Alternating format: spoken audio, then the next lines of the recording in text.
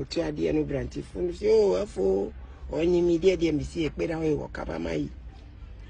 And also of your back page of your batana misi was semi yesterday kakra branti fun as onyi mi ampa. Of our seat no mammy me dim come fashion me button or see a phone about fear. Fear a seat news na fear to walk and see a wood ya. E could not diagman. If you Ariano, total before that 410. Ariam yes, Ariana 410. I think Ariano di COVID-19 levy 1% 4.11. NHI levy 2.5% 10.28 Ghana cedi. NHI bebre ube hospital almost here cover fear tax ya mikia. Get fund levy level 2.5% 10.28 Ghana cedi. Akpavado wiega. Akpavado wiem. Nye chami awon kwa ni VAT no 12.5%. Adi na mi ton yina ye poti VAT na mu fa kan won we 12.5%, 54.43 Ghana cedi. Afiamba adi na mi to 410.90 adani 490 asuso tanga na ko magbe 500 Ghana cedi ma 500 ma fuele ma akpafwado makuna walo makuna wafi na nyabade ewiem okple ba umia akple yetito oh I have to relocate. I go to Côte d'Ivoire. Ma French here. Je m'appelle, je suis Osu. Miss Meka French ni vina kwa fwa doni adi ya media. Me to media. My pocket is bleeding. I mean, that is a very, very categorical statement. And I think we all need to verify the veracity of that. I think the question of taxes can be an independent question, not linked to that. I mean, we have proposed a number of taxes that you are aware of that would affect petroleum, which would lead to revenue for a delta fund for energy, for capacity charges, because we continue to have a gap between what ECG should be paying and what the rates are. So that was one, to make sure that we get the energy sector operational. We also have a huge sanitation problem that you all know about, and I think that is a health hazard for the years ahead, and therefore we are trying to. But the essence of the budget, when we say one year here, is that it's a battle cry for us to join together to look at growth and transformation as opposed to bend our heads down because of COVID. And the question is whether we can burden share and therefore move to sharing the opportunities that will. Girlfriends will leave you because you cannot afford to take that girlfriend to a restaurant. They say, Kofi, since I have been with you for years, you can never take me out to a restaurant. So some of us, we end up taking the girlfriends to the restaurants, and that day we tell them that we are fasting. Our church is fasting because we want to just save, because we have come with only 100 cedis. So we said, no, we are fasting, our church is fasting, but since you have been, I want to just take you and do your show. And then you buy the plate of rice, buy the plate of drink, and then give out. And this is what is happening all over. So restaurants have become dry. The number of plates they sell in the day has become dry. As for hotel is a luxury. Now the government has given directives that conferences should be held within their premises so they don't go to private sector. So what happened to those people in that industry? So it cuts all across. You have some of the shopping malls. And very soon you hear what one of the biggest shopping malls in the country is going to fold up because of overtaxation. Last night I've been talking, my voice is even going. It's wrong, it's wrong, it's wrong. Yeah. Totally unacceptable. Yes. Tax the drinks. When you are rich enough to buy all the drinks that you drink in your home, tax those ones. Yes. And use that to grow the economy. Yes. Don't use that.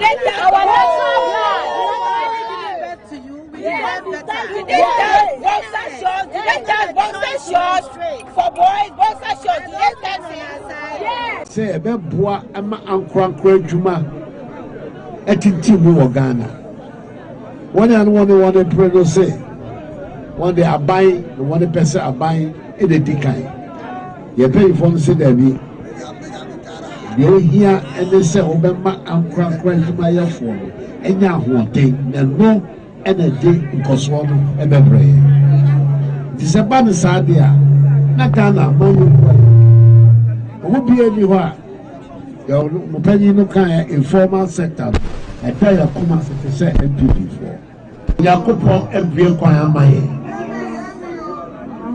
Ghana Ranso every Kwana Maye. Say, what say? You won't say. Brown, Ghana for every citizen. When Yakupo I am wine, I'm every Kwana and say, Yaki Yakupo would tea. Ever be sir, I would travel and I bread every year. Last night I've been talking, my voice is even going. It's wrong, it's wrong, it's wrong.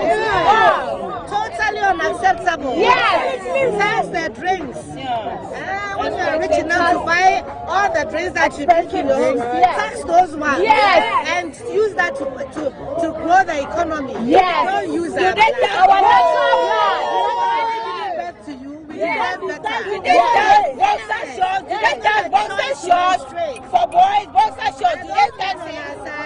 That when you've mismanaged the economy into this hole, then anything sounds great to you because you don't have any option. You see what I mean? And this is the problem, that anything that is taxable, that can feasibly be taxed, they are trying to impose taxes on it, increasing withholding, taxes on withholding, and so on. All of these are hurting. They are hurting the economy. These taxes are hurting. And therefore, you are not going to get the growth. And when you don't get the growth, you will not get the revenue. And when you don't get the revenue, you go back to increasing taxes to get the revenue. And then you are in a cyclical down. But when you've mismanaged the economy into this hole, then anything sounds great to you because you don't have any option. You see what I mean? And this is the problem, that anything that is taxable, that can feasibly be taxed, they are trying to impose taxes on it, increasing withholding, taxes on withholding, and so on. All of these are hurting. They are hurting the economy. These taxes are hurting. And therefore, you are not going to get the growth. And when you don't get the growth, you will not get the revenue. And when you don't get the revenue, you go back to increasing taxes to get the revenue. And then you are in a cyclical down.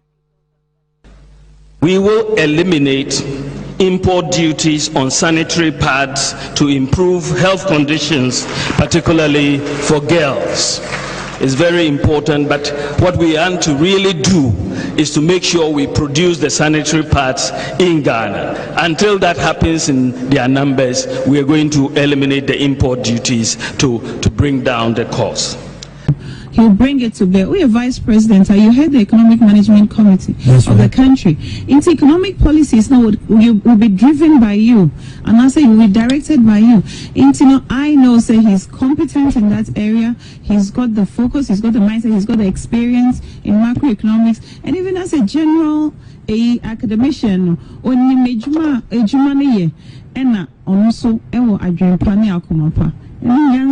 on the vex.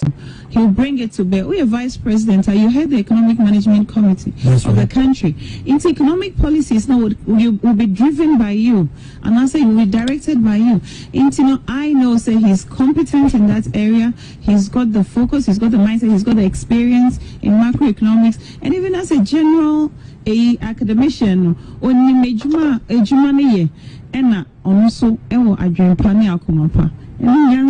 on the vex matter, of petroleum price increases. The suggestion has been made, which has also been repeated by the Secretary General, is at this moment not sustainable. Removing taxes on petroleum products will reduce government revenues by some 4 billion cedis. At this time, when we're determined to expand government revenues in order to increase our capacity to finance our own development, can we afford to reduce government revenues by 4 billion cedis? Government is currently confronted by very tight financing conditions in the wake of inadequate domestic revenue mobilization.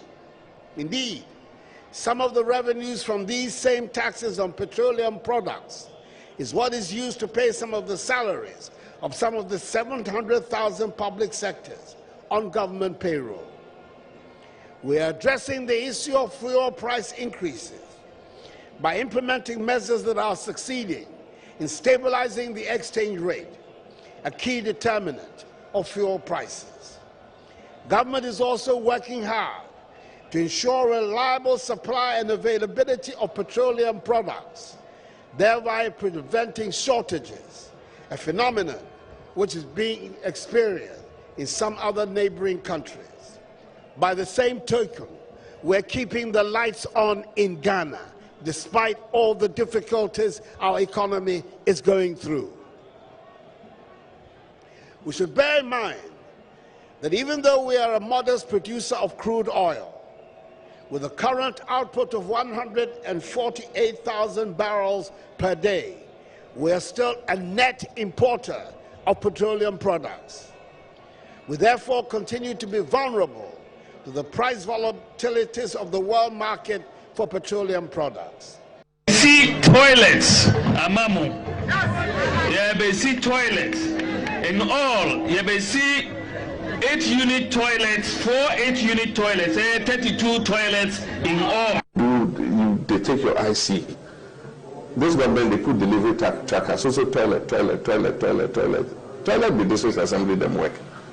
Why national government, you tell people what you do, then toilet to be district assembly. That one we know the counter. On December 5th, 2012, his information minister said, we want to invest in jobs and in people, in the economy, which is part of the prevailing Better Ghana agenda. We have already laid the foundation. We have taken off, and we want to soar. Then, the NDC 2012 manifesto states, this manifesto is based on the achievements over the last 4 years, during which period we established a firm foundation for delivering a program of economic recovery and sustained welfare of the people of Ghana. So according to President Mahama and the NDC, they had laid a solid foundation between 2008 and 2012, and the country had taken off. In 2016, President Mahama is again telling us, and he just did yesterday in Cape Coast, or the day before in Cape Coast, President Mahama is again telling us that he has now laid a very solid foundation and is ready for takeoff. Mr. Chairman, so after laying the foundation and taking off in 2012, 1 year later in 2013, President Mahama is telling us that he spent 2013 to lay yet another foundation. And in 2016, he's telling us that he has yet spent 2014 to 2016 to lay another solid foundation. How many foundations is the president going to lay? How can you go back to build a foundation after you have supposedly taken off? They really must think that we have short memories or that we do not read. In fact, if you allow President Mahama to another term, he will come back in 2020 to tell you he has laid yet another foundation. These decisions with the objective of increasing trade facilitation and efficiency and revenue Port revenue depends on volume. Port revenue depends on volume. So if you don't have the trade facilitation, you will not have the volume. And if you don't have the volume, you will not have the revenue. And this is what the thinking that is informing these decisions. So we are looking at increasing revenue. But to do so, we cannot be uncompetitive between Ghana and our next door neighbors. That is just shooting ourselves in the foot. So, to reduce the incidence of smuggling and enhance revenue, the benchmark delivery values of imports will be reduced by 50%. This, however, for vehicles, the reduction will be 30%. This is because vehicles already attract an amount of depreciation, which if you factor it in, it will take you closer to the 50%. This will be effective. We don't have to borrow money from anywhere. Just toll the various sections of the road and we'll raise the money to do the roads in Ghana.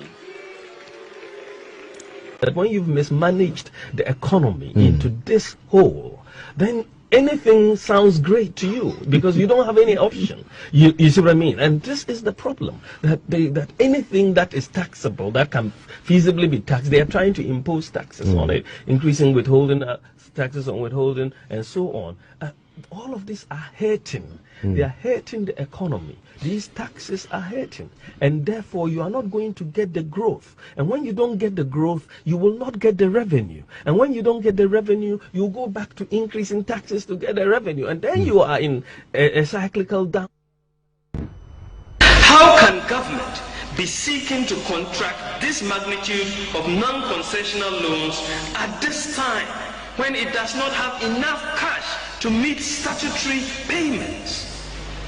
This is like an alcoholic who has just been convinced to enter rehab, and just a few days before rehab asks for a carton of whiskey. Can this person be trusted to keep or to stay with the rehab program?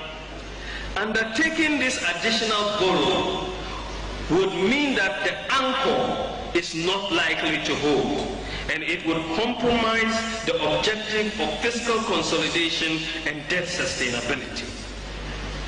Given Ghana's economic situation, this bailout program will require a commitment to fiscal discipline that will test the resolve of any government in any developing country, such as ours. And it is important that the government understands what it has signed up for.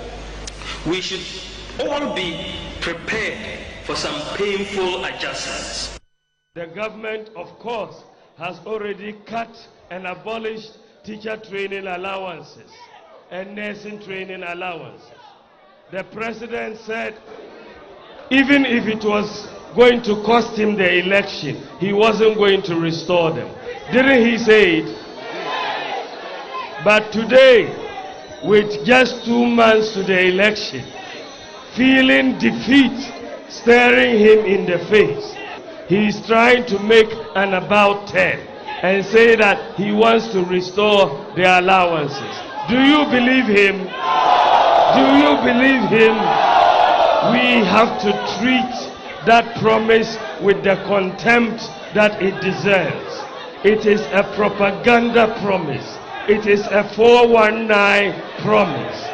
If you vote for him, he will cancel it in 2017. We cannot trust him and his word on this issue. You can only trust Nana Addo Dankwa Akufo-Addo. Of course,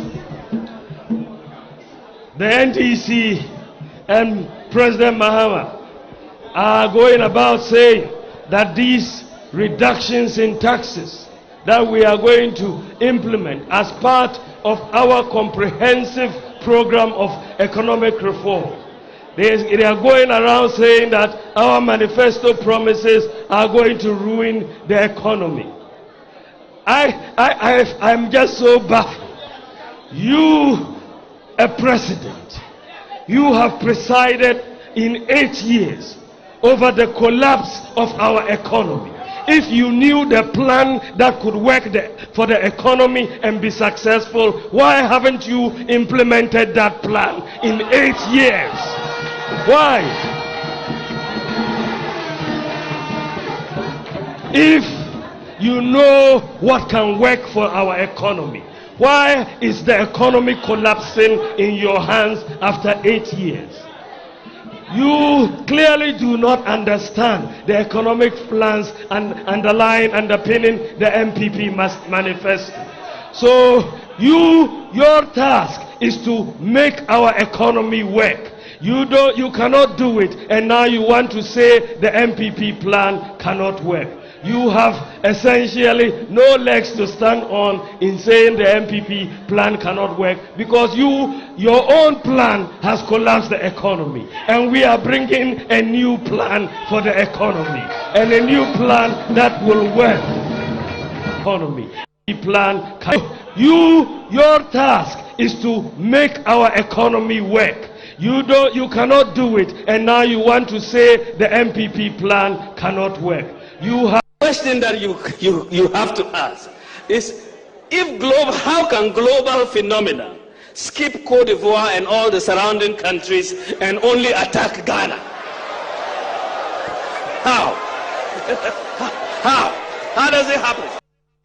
The question that you have to ask is, how can global phenomena skip Cote d'Ivoire and all the surrounding countries and only attack Ghana? How? How does it happen? I would want all of us here to, and on behalf of my colleagues, say a very big thank you to the type of leadership the EMT has enjoyed from Dr. Bawumia.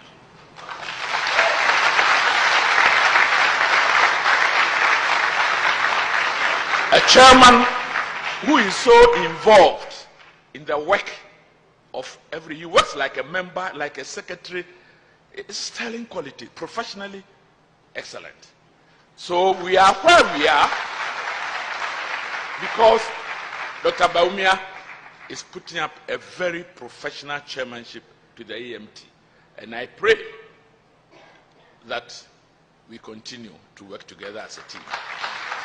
Look at the economic management team. It is quite clearly a fantastic team. Professor Jambafo, Dr. Akotose, Dr. Afriye Akoto, Honorable Alan Chiramanting, Boachi Ejaku, Ken Oforiata, Senior Minister Yao Osafo Mafu. What a solid team. It's now the promise by President Nana Addo Dankwa and his Minister of Finance that give me 2.5 years, I'll do better. What did you do with 6 years? That you now want us to give you two years to do better. What did you do with your 6 years? And you want us to believe you, Mr. Speaker. We said that it was a disincentive to our quest to build a cashless economy. We should take advantage of ICT and mobile infrastructure to accelerate our development and to mainstream ICT in all aspects of our national life. Mr. Speaker, they are talking about bringing the e-levy threshold from 1.5% to 1% with no exemptions, and we still care for ordinary people. We don't support it, but it brings you some revenue.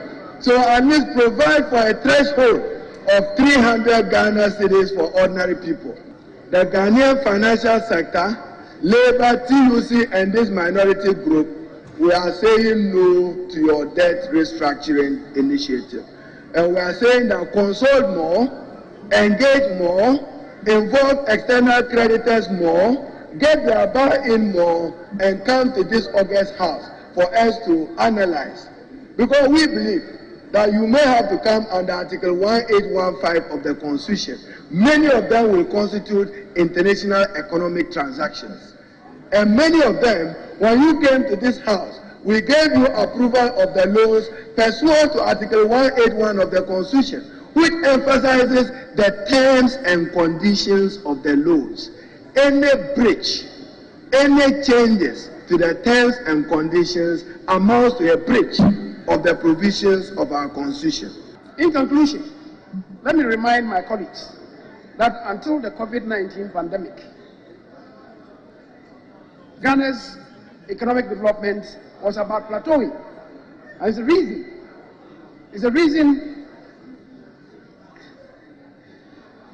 reason why we saw consistent GDP growth rates. Mr. Speaker, it is why the theme for this year's budget is restoring and sustaining macroeconomic stability and resilience through inclusive growth and value addition. This is the essence of the income budget, complementing one another at this crucial time to ensure the unity and stability of our dear nation, Ghana. Now, let me come home for Ghanaians to know why I support e-levy. And I earlier on made a statement that I would have gone further. Let me tell you, and see how you are being cheated. You are knocking your head. You are being cheated in this country, and you don't want to pay tax. You allow people to cheat. You, because you work for GBC, the system is stretched, so you are going to pay tax. Let me tell you, I have three projects going on at the same time. The contractor, I buy the materials, he charges labor. The first one, and every stage is a different charge until he completes the project, every stage. Now, he's casting the floor. The guy charged me 350,000 for the labor. Okay? This guy, I went there on Saturday. Well, I appreciated the work they were doing, so I just dashed them on my own, besides whatever. But I want you to know that you are being cheated because I questioned the guy. Look, 350,000 labor. Mason gets 120 a day. Those without the skills, the wheelbarrow, cutting the sand and everything, 80 Ghana cedis. The one making 120 a day, in 6 days, makes 720. So in 4 weeks, he makes 2,880. You send 800. It is not true. Madam, please check. It is not true. They are being diabolic. We talked about moving the economy from a focus on taxation to a focus on production. Ladies and gentlemen, as part of measures to get the economy back on track when we had these challenges and to improve domestic revenue mobilization and improve efficiency, government has increased a number of taxes. We extended the National Fiscal Stabilization Levy and the special import levies from 2020 to 2024. We imposed initially a luxury vehicle levy, which was later abolished. We increased the CST from 6% to 9% and later decreased it from 9% to 5%. We increased the National Health Insurance levy from 2.5% to 3.5%. We introduced a sanitation pollution levy of 10 pesos on the price of a liter of fuel. We had the energy sector recovery levy of 20 pesos, a financial sector cleanup levy of 5%, and recently the introduction of the e-levy of 1.5% on financial transactions. In fulfillment of our manifesto promise to move the economy from a focus on taxation to a focus on production, we have so far reduced or abolished 18 separate taxes and levies, and most of them were manifesto promises. No such broad-based reduction in taxes has been implemented by any government since independence. and the fuel price is a cost. Yeah, so Obibeka, hypocrisy, dishonesty. What are you doing for political capital? The fuel price wars. Oh yes, but I think that, are you also incompetent, uncaring, unfeeling? Have you also thrown all reasonable feelings to the dogs? Kwame, yes, sir. I stand by those statements, those words, in the first place. But I think that let's put this in context, Wati. Because we had a government that put us through 4 years of doom-so.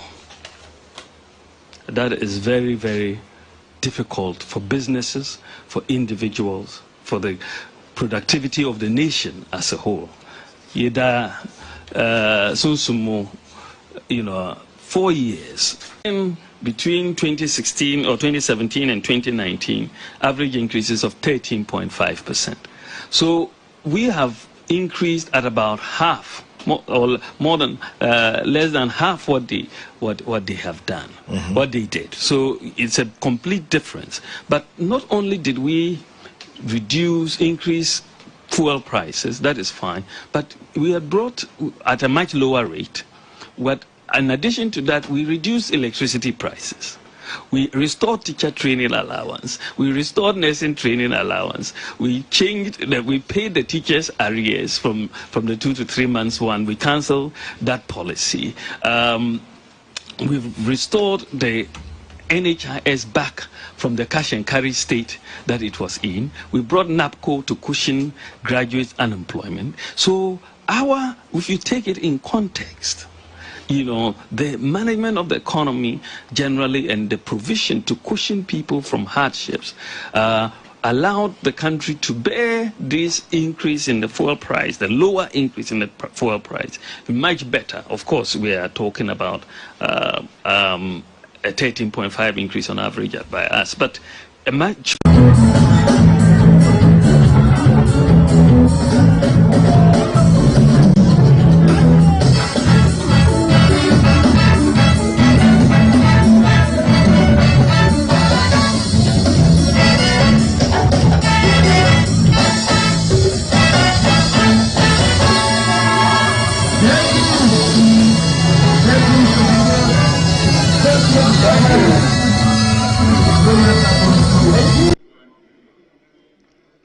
Mr. Speaker, why has it become necessary to respond to this call to duty?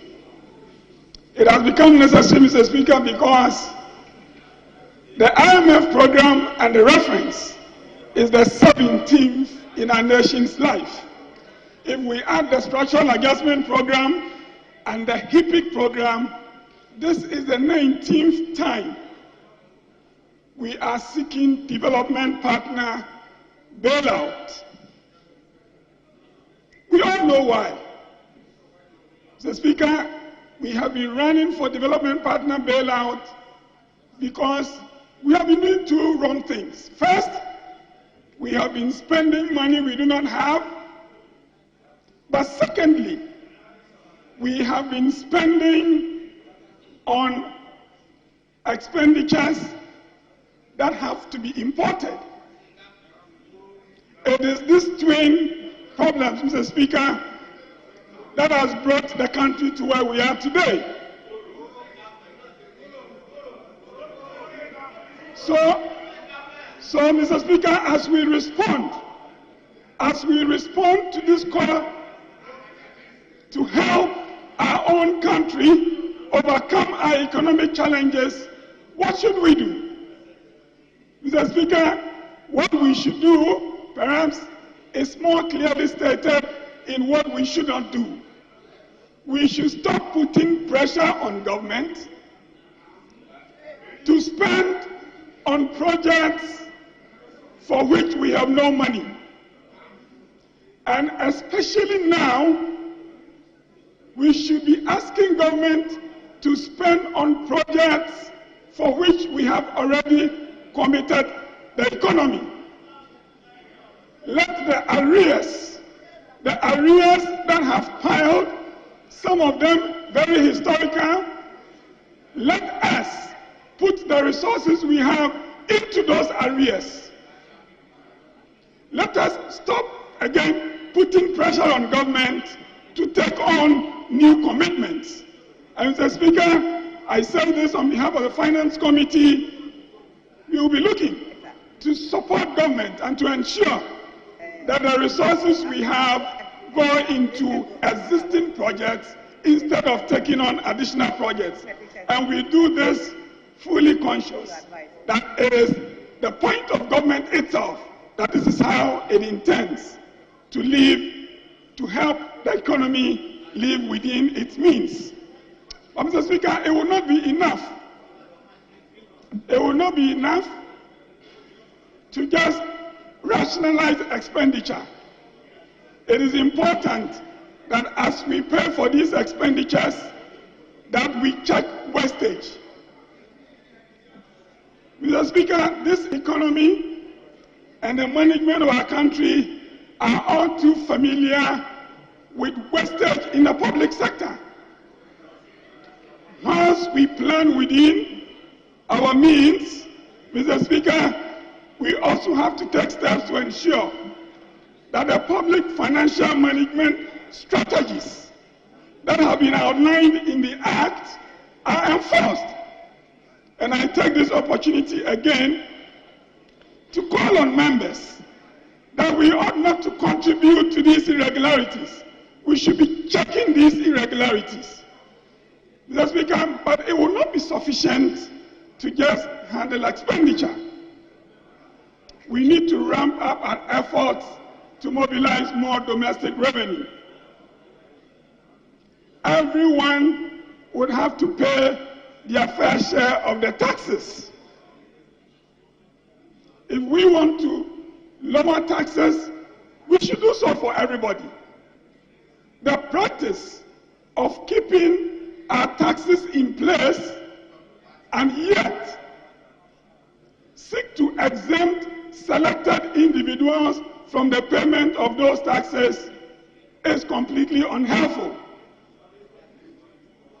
We should get everybody, Mr. Speaker, to contribute to our efforts at mobilizing domestic revenue. By exempting individuals in the name of investment promotion, Mr. Speaker, we create two problems. The first is that we deny Ghana the opportunity of communicating that our investment climate is friendly because the taxes are in place. But more importantly, Mr. Speaker, by encouraging the practice of selecting individuals and asking them and exempting them from taxation, we are creating the opportunities for corruption. We are creating the opportunities for corruption.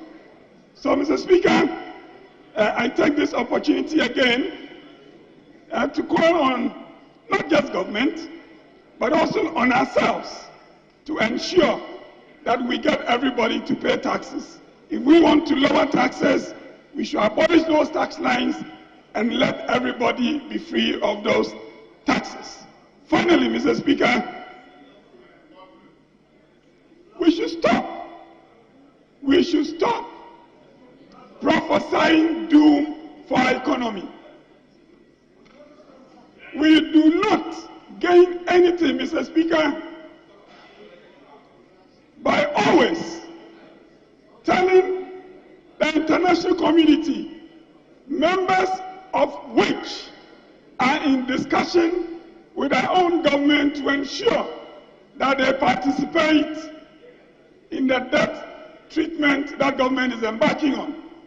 And whilst our government is making the case for us, we sit here and we make damning statements about our own economy just because we want to achieve political ends.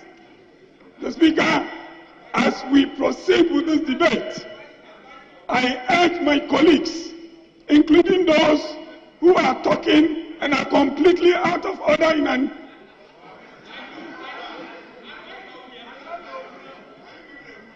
that we should focus in selling our economy and getting the international community to give us the kind of support we need in order that as a country we would live beyond aid. I thank you, Mr. Speaker. On Monday, May 2, the former president, John Mahama, said what he gave to us today is nothing but grammar. He has informed us clearly that Ghanaian economy is indeed in an intensive care unit. In fact, and obviously, as the minority leader said, if you are in intensive care unit, two things can happen to you. You either die or recover. But unfortunately, the dose they gave to us today, if care is not taken, will result in our economy dying. I say this for a number of reasons. Number one, this minister had informed us that going forward in the year 2023, there is going to be a freeze on employment. At the time that we know that unemployment, particularly with the youth, is in excess of 50%. He is informing us that going forward, they are going to introduce a new tax called VAT, 2.5% increase in VAT. Simply put, VAT will be 21%, statutory rate of VAT will be 21%. But the effective rate of VAT is going to be 22%. This is scary. For me, I am saddened because it looks as if this government doesn't seem to be aware of the fact that this Ghanaian economy has introduced an unbearable hardship to the citizens of this country. Additional tax will simply mean that the people of Ghana is going to pay or go through an excruciating hardship going forward. Unfortunately, the adjustment that the minister announced did not show us how they intend to cut government expenditure. The things that he outlined there are nothing but empty. It will not result in where the proper expenditure cut must come from. What we can see is that the government is shifting the adjustment program to the ordinary Ghanaian, where the taxpayer will be made to pay more. Again, and most importantly, the minister in his budget speech to Parliament in paragraph 121 has successfully announced that Ghana is going to go through debt restructuring. I heard the Deputy Minister, Honorable Abina, in his statement that the only debt instrument that will not be part of the restructuring is treasury bills. This simply means that if we're a domestic debt holder, bonds is going to be affected by the debt restructuring. So 1 year bond, 2 year bond, 3 year bond, or whatever year bonds, as long as it's domestic, some form of haircut, you should expect it. The minister struggled to raise the revenue and borrowed 44 billion to add to our public debt.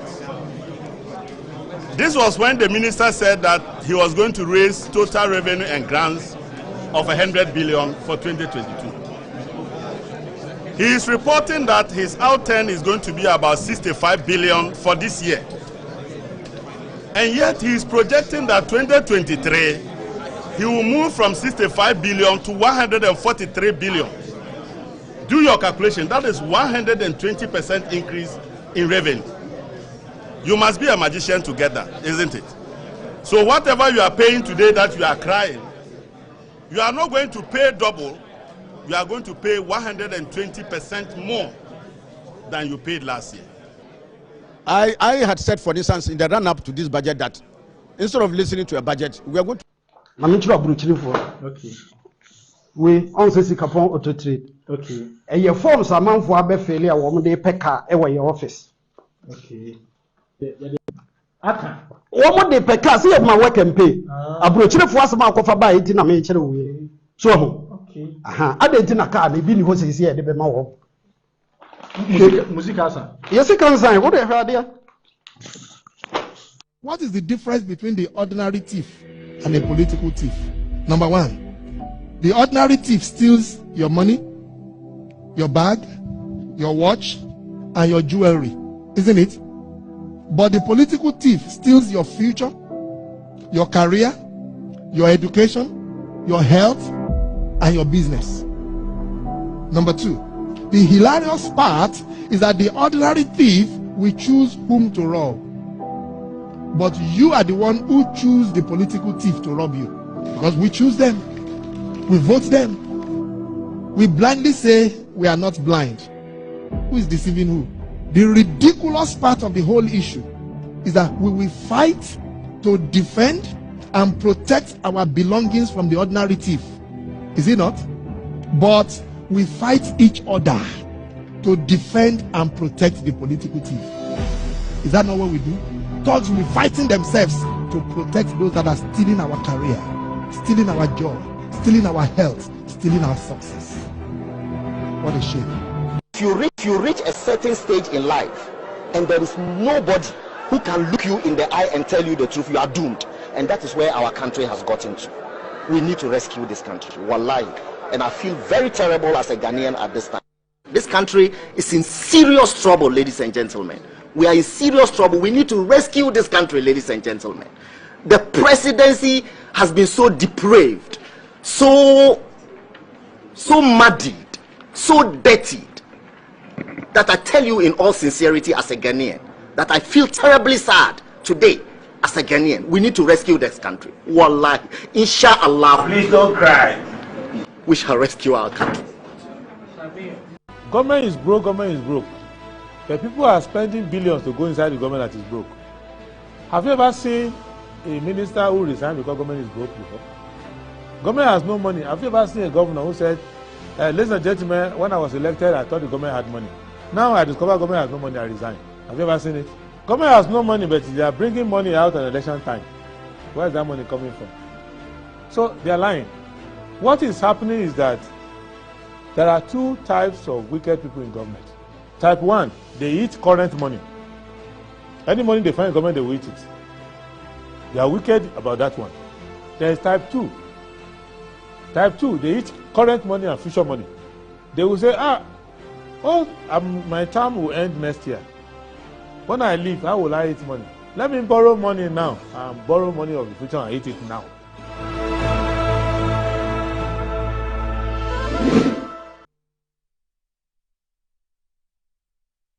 Right, hello, good morning and welcome to the show. This is Good Morning Ghana live on Metro TV. It's a Wednesday, the 15th day of November 2023. By His grace, we're live and we're here. We're at another edition of the show. Apologies for the late start of the program. Our gratitude goes to the Most High God for the rare privilege of being alive and, of course, the opportunity of having another conversation about the top stories making around here in the Republic. I'll let you into our panel for the morning's conversation shortly, but let's take a look at the front page of our newspapers. Daily Graphic, big relief for parents, harmonized prospectus for SHS freshers. And it comes with a photograph of Dr. Eric Nkansa, Director General GS. Quite a cool gentleman. Okay. West Blue Ghana sues GRA, 289 million Ghana cedis compensation. Okay, so there's a resurrection of that issue. Labadi Beach Hotel pays 25 million Ghana cedis dividend to SNIT. 2024 New Year School focuses on technology to spur development. High expectations for budget today. Ghanaian Times, 2024 budget, growth strategy to impact youth. West Blue Ghana sues AG and GRA over termination of 289 million Ghana cedis contract. Government secures new funding source for La General Hospital construction. At the Creation Africa Ghana launch, government committed to supporting creative industry to create wealth. Daily Guide, West Blue runs to court over 289 million Ghana cedis arrears. Nana defends reparation claims. Premium consular service opens in Berlin. Digital training for 10,000 launched. The New Crusading Guide, push for slave trade reparations is demand for justice. President, West Blue sues government over 289 million Ghana cedis arrears. I'm grateful for your support, Piles tells MPP. NPP running mate's choice. Sticker stands tall. Hey! As grassroots rally for him, youth organizers describe Ishiaso MP as paragon of excellence and expertise. Okay. This is new to me. I've not heard his name in this whole thing. Anyway. SAL issue, not a creation of government. AG.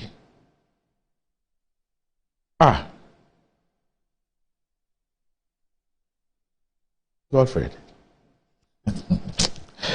Akosobo Dam spillages. Sokpo chief urges government to support victims in his area. The insight. CSO's Metaland over his great transformational plan for Ghana. Eligibility to contest 2024. Supreme Court throws out suit against Mahama. I'm ready for 2024. Ghana's constitution doesn't stop fourth term. Kennedy Osei-Nyaku tells critics. Stop officials from seeking medical attention abroad. Nana Kobdan Ketia, the fifth to government. Amid global outcry, South African workers resist Zionist colonialism and U.S. imperialism and says the struggle of Palestine is our struggle. The informer, combating terrorism in West Africa, Ambassador Baba Kamara hailed in new role as ECOWAS envoy. Ahead of today's budget presentation, IEA warns government against introduction of new taxes. I'll be father for all, Bawumia solemnly pledges. Give us our reward on earth, GMA to government. Take ADR cases seriously, CJ to public and court officials. The Herald. Ex-speaker's bungalow loot in 2009 lands in court as he's accused of hijacking private law firm. West Blue drags AG and GRA to court over arrears. Oheninto, Boniface Sadiq, others sacked from MPP. Ken Ofuriatta delivers his final budget statement today. Public workers get election year surprises. Road toll coming back. The Daily Statesman. SAL representation issue resolved. AG says they should have voted in Buem in 2020. Call for slave trade reparations, not plea for arms. Draft policy on religion under review by stakeholders. Second lady wants more women's participation in climate action. Pius Ajidek pledges roads and job creation for a sojaman. The Ghanaian publisher, reparations for Africa long overdue, Akufo-Addo. NCCE to Ghanaians.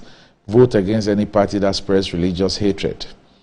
Kweju Afari, rise to Bawumia and Mahama. Tell us your agenda for growth and prosperity.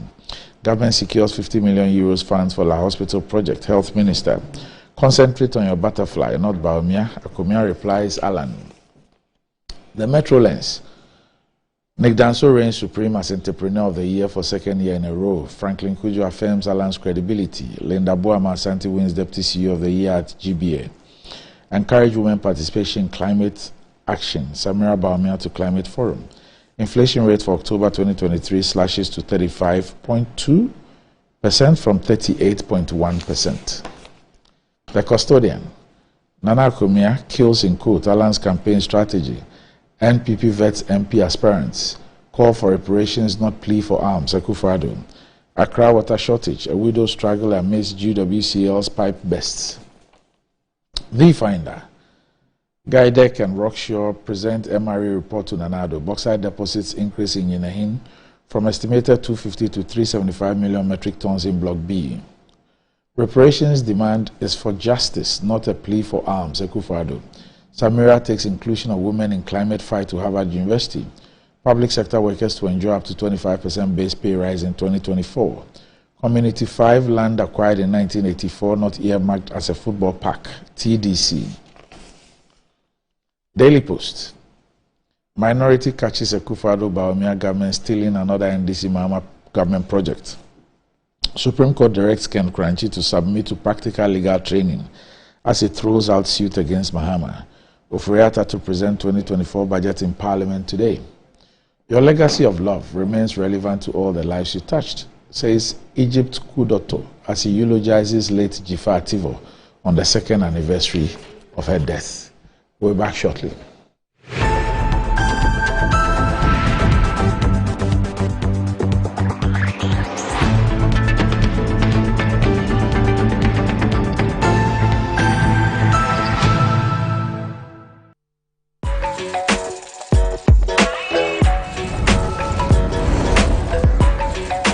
You are your own person, unique, one of a kind, special. That's why you deserve everything tailored to suit your particular taste, your preference, your needs.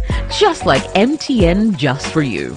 You can get customized offers tailored to who you are. Dial *141# or use the MyMTN app to get to choose from a variety of offers made just for you. Enjoy the fruits of your labor, they say. But as humans, aging and physical infirmity stands our way of enjoying our mansions and homes. It often becomes challenging, if not impossible, to use our stairways day in, day out. With portable American pneumatic vacuum elevators, PVs, you are assured of unlimited enjoyment of your mansions and homes. It's a self-supported elevator for vertical movement of humans and goods at homes and offices. The original comes in 3 custom-made models with wheelchair accessibility. Call it luxury, but it's a necessary imperative for vertical mobility. Do not let aging or infirmity limit you. Get one for your easy vertical mobility at home. It's affordable and can be installed in just 3 days without modification to your existing building. It's however easier to incorporate it at the construction stage. We also have traditional Fuji elevators and escalators for your high-rise buildings and malls. Visit Lifts and Elevators Company Limited at Sakumono for your elevators nationwide. For free consultation to call or WhatsApp us on 0200-535-515. Lifts and Elevators, the elevator people. Ready for something refreshing and great tasting for your kids' enjoyment? Angel Cola. For your graduation enjoyment? Angel Cola. Beach hangout? Angel Cola. For all your refreshing moments? Angel Cola. For your parties, get-togethers, events, and celebrations, enjoy a chilled bottle of Angel Cola. Radio Grandma, today is your day. Over to you. Thank you. Enjoyment Cola. Angel Cola. The Enjoyment Cola. Enjoy all your moments and fun time with Angel Cola. This advert is FDA approved. Anti-cavity, gum protection, brighter teeth, and fresh breath. I'm a fat missy way. The Pacho Bantama. Machasi.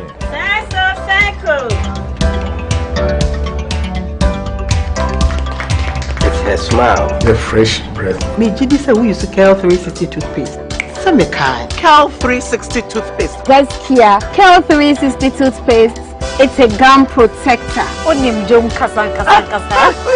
Kile kosen. Cal 360 did the way. It's cool mint. Gives me fresh breath and your confidence booster. You will see so feeling ye. Cal 360 toothpaste. Happy smile. Cal 360 toothpaste, anti-cavity, gum protection, brighter teeth, and fresh breath. Cal, happy smile. This advert is FDA approved. In life, choice is good, but choice plus safety is way better. Your safety and comfort is paramount. Under the cylinder recirculation model, you can buy LPG in a safe environment. All cylinders are inspected and maintained to the best safety standards, so your safety is assured. Just take your empty cylinder to the nearest exchange point and swap it for a filled cylinder. Different cylinder sizes will be available to meet your pocket size. Imagine cooking in a smoke-free environment. This will improve the health and well-being of you and your family. Choose LPG in a safer model of distribution. Cylinder recirculation model, securing your safety, creating more jobs. A message from the National Petroleum Authority under the patronage of the Ministry of Energy. My son, there's more blessing in giving than receiving. When you fear for you and couple the makers in The pneumatological abrasion of the Lord revealed unto me this night that me and my household should go out into the world and bless the world. Makers Electronics Company Limited. Up to 67% discount. Our selected appliances. This is what I call quintessential immaculatability. The Makers Electronics Company Limited. Taifa Burkina Highway. Amasa Mainzongo Junction. At the K Pharmacy Dining. Oyer Fateman Boga Junction. Ashaman Valco Flat. Kumasi. Ahinema Kokobin. Asafu Bwachi Hospital Junction. Takradi. Number 9 Market. Tell mom and dad about the Makers Blessing Attack program. From 0552 222 253 and 0552 222 254. Terms and conditions apply. Everybody knows Acrobato. And if you know Acrobato, it means you know M-Punch Homeopathy Clinic. M-Punch Homeopathy Clinic is my pillar. Let's hear what others are saying about M-Punch Homeopathy Clinic. Who will be careful M-Punch one? Chesena me ankasa me period no say problems wom ntina ma wo ho idea ma me papa chesena nya asem ketewa na me coin point no mo hwe me modem no mo hwe bibia na so mo medu me fire no ene ma won kra me nu foforo kwa na me kwan mu a eba and everything yourself me ma me no adwodwo eda ho a wontumi nante and then call end point o mama nu a and then why dia watimi asori anante. That's end point for you. Of Acrobato. Hello. Hey, Oshisho what chair? Okay.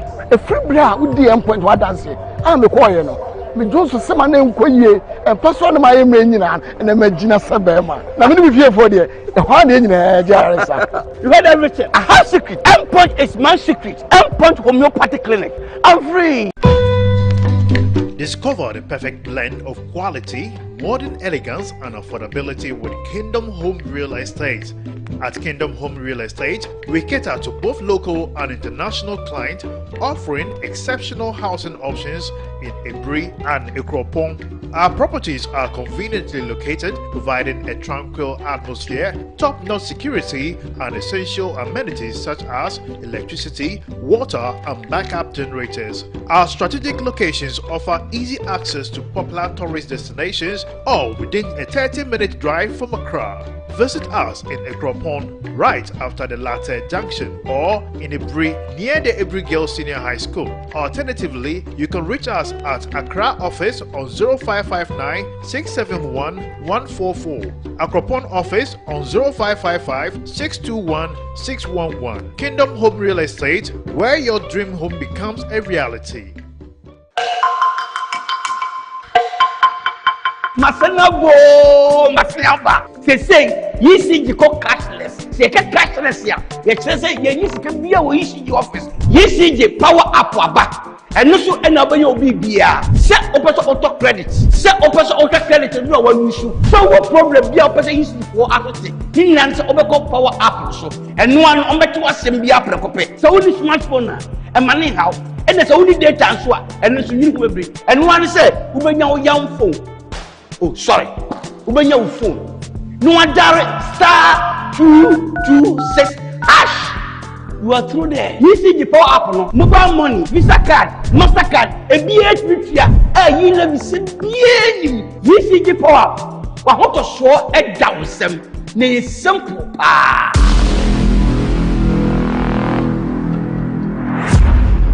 Inside Black Star Press Limited, grow inside the inventive minds, evolving concepts, and the creative trends. The printing press you need now. Witness the beauty, diversity, and natural wonder with our works. Inside Black Star Press Limited, in association with Lionhead Group of Companies. Call us now on 0200-880-000 for all your print works. Black Star Press Limited, a worldwide reputation for quality printing.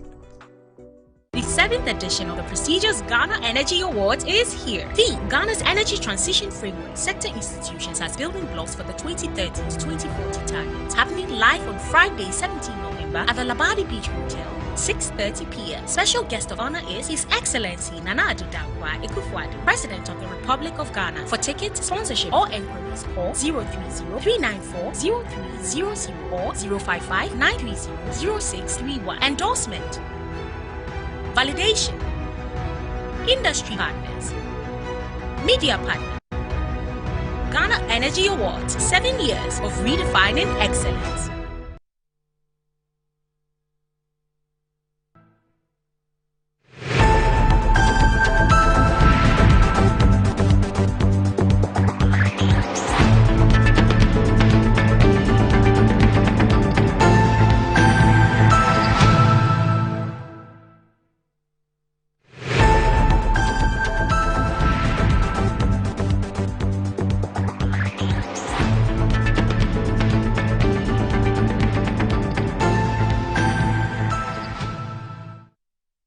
Right, welcome back to the show. If you just joined us, this is Good Morning Ghana live on Metro TV. With me on the show this morning, I have the Honorable Collins Adumako Mensah, who's the Member of Parliament, the Honorable Member of Parliament for the Fija Kwabre North Constituency. He's also a member of the Finance Committee of Parliament. Good morning. Good morning. Also with me on the show this morning is the Honorable Edward Abambire Bawa, who is the Honorable Member of Parliament for the Bongo Constituency and is also a member of the Energy Committee and Parliament. Eddie, good morning. Good morning. Right.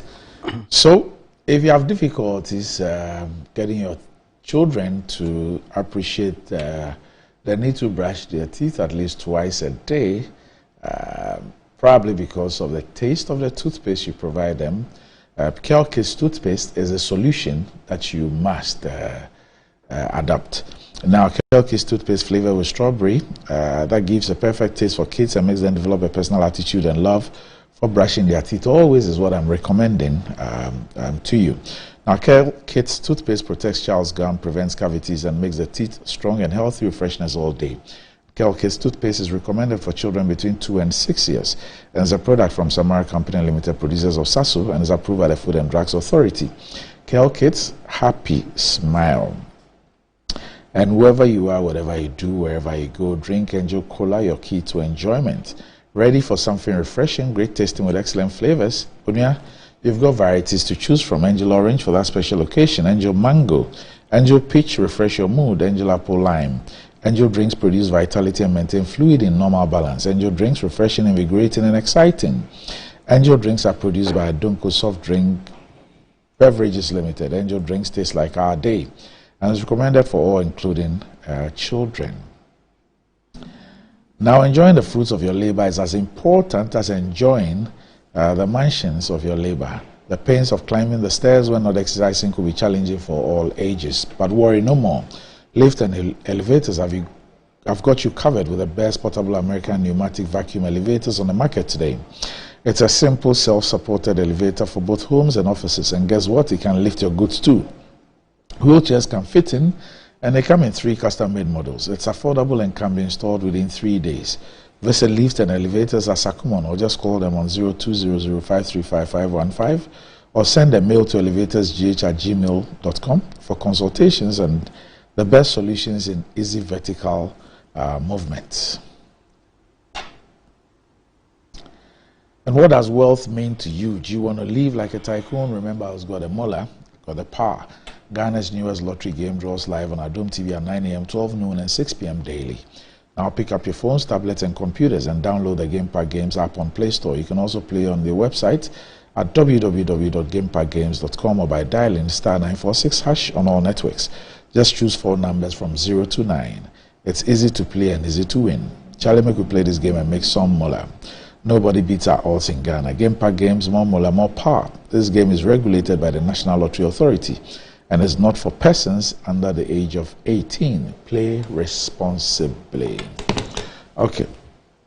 So, gentlemen, they say it's budget day. Eh? This is the grand finale for the triumvirate. Do you know the triumvirate? No, please. Okay. Nana Addo Dankwa Akufo-Addo.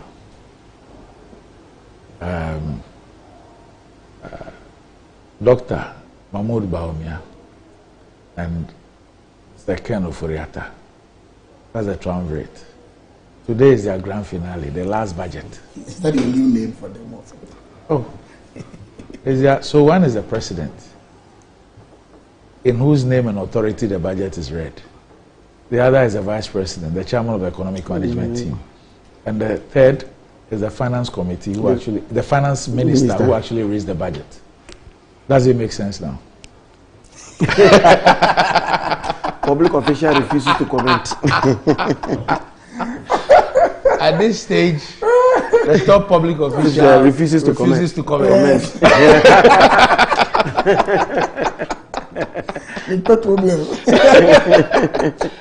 So, the final budget of the triumvirate happens today at the Parliament of the Republic. And there's been a lot of talk.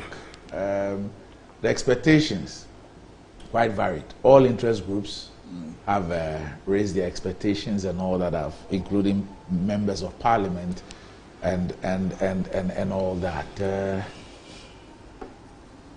You are on the finance committee. I don't know if you have snippets of what's going to happen. And of course, one of the things that I also would like to know is what then happens. This is an economy that is hinged on an IMF program. We're reading a budget for 2024 when we do not know, we are not certain about the second tranche. When it's going to happen, how it's going to happen. Tell us what to expect today. Good morning, Randy. To my very good brother, Bauer. This is the first time we are meeting on set. Set, yes. We always meet in Parliament, but we've not met on set. And I think this week the finance minister met the finance committee. Oh, okay. I think this is the second time he's doing that. Second time? Yeah, he's meeting us before the in 7 years. Well, that's not. He's not required to. Okay. So, but when was the first time? That was last year. The last year. Before DDEP. Last year he met us. That's before DDEP. Yes, he met us. Right.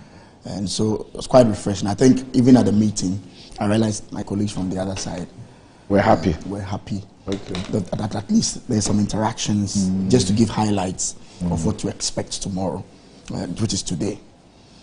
So he gave us. Of course, as you said, this is a very special budget to him, being the last for him as a minister. I think next year, November, he's going to do another one.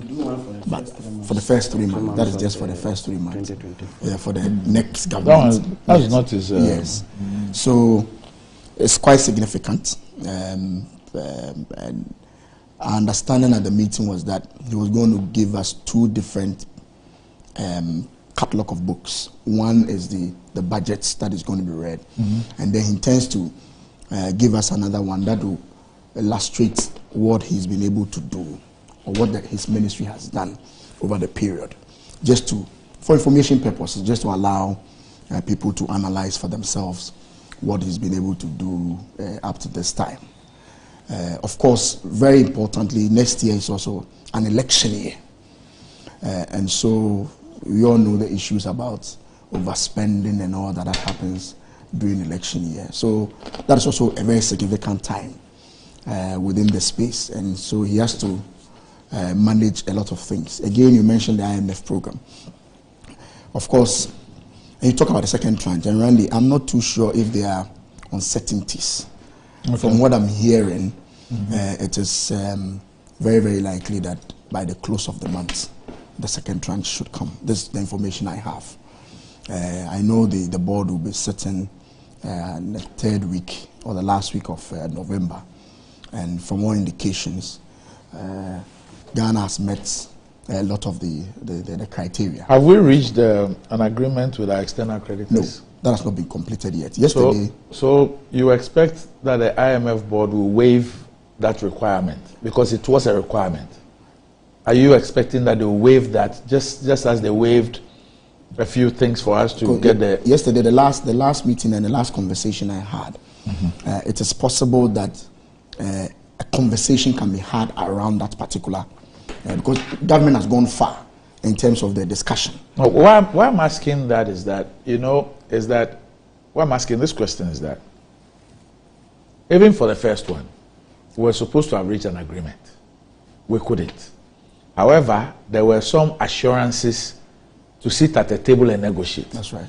And the IMF decided to waive that condition on the basis of the assurances and give us tranche 1. Yes.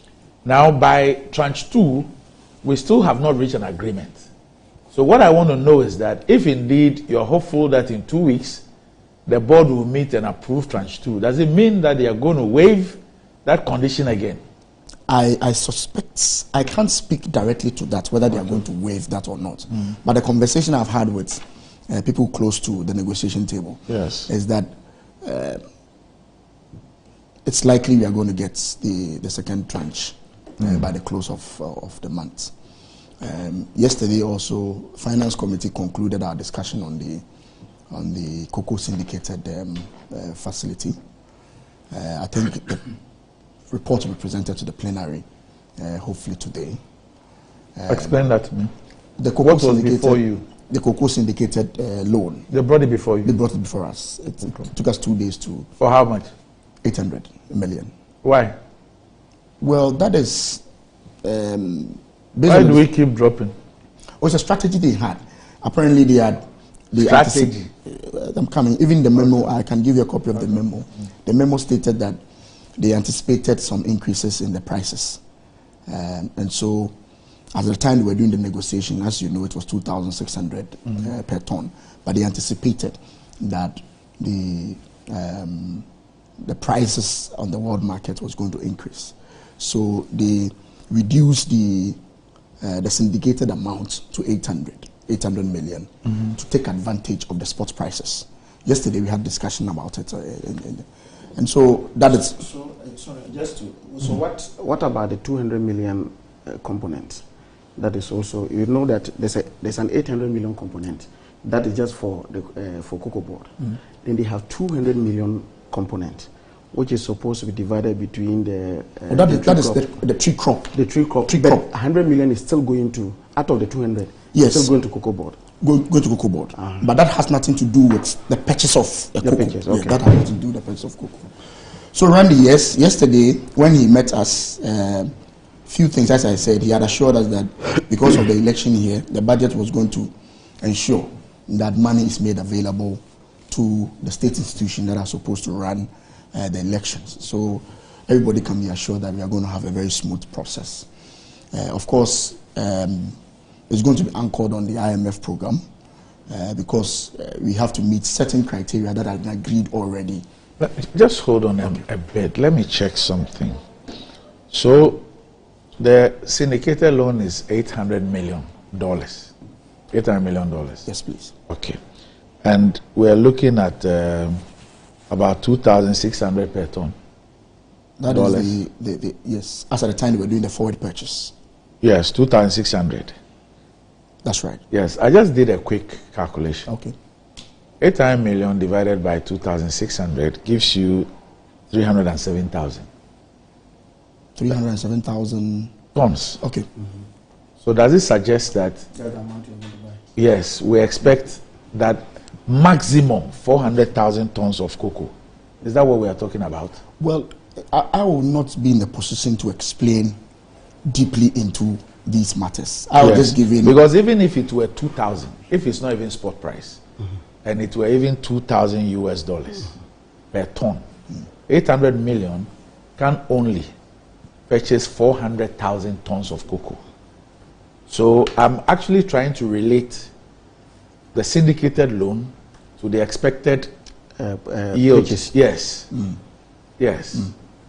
And as I said, I don't have too much, yes, but I'm sure the others, those who have a lot of knowledge in the cocoa industry can explain further. I just wanted to give you what was going on within our space. True. Yes, yes. So, Thank you for the information. Okay. So, yes, he talked about, yesterday he talked about payment of arrears to contractors. We had a very lengthy discussion about it.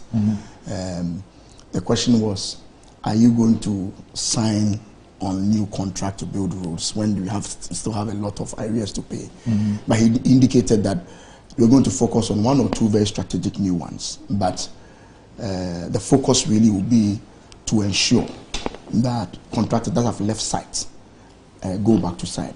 So the government is going to make available some funding through the budget to ensure that contractors go back to site. That was quite refreshing because roads are a very, very, I'm sure Bauer has issues with roads. Every MP has an issue with the roads. Rural electrification. Yesterday indicated that one of the focus that this budget was also going to make available some funding for was rural electrification. Of course, under job creation, which was a growth strategy, we were going to hinge on agriculture, tourism, digitalization, and he indicated that this budget was going to be very, very high on job creation, and so we are going to allocate some money to agriculture, tourism, which industrialization, which hopes that can help create more jobs within that space. And then he talks about social protection. LEAP, I'm told, is going to increase the amounts for LEAP is going to increase. School feeding, they intend to increase the amounts and expand the coverage. And so social protection or the social net is also going to be catered for within this. As we increase school feeding, are we going to increase the feeding for prisoners? Do you know how much we pay for the feeding of prisoners a day? No, I don't. 180 pesos. 180 pesos. 1 CD, 80 pesos. So 60 pesos per meal. 60 pesos per meal per prisoner. So 60 pesos for breakfast, 60 pesos for lunch, 60 pesos for dinner. That's a tough one.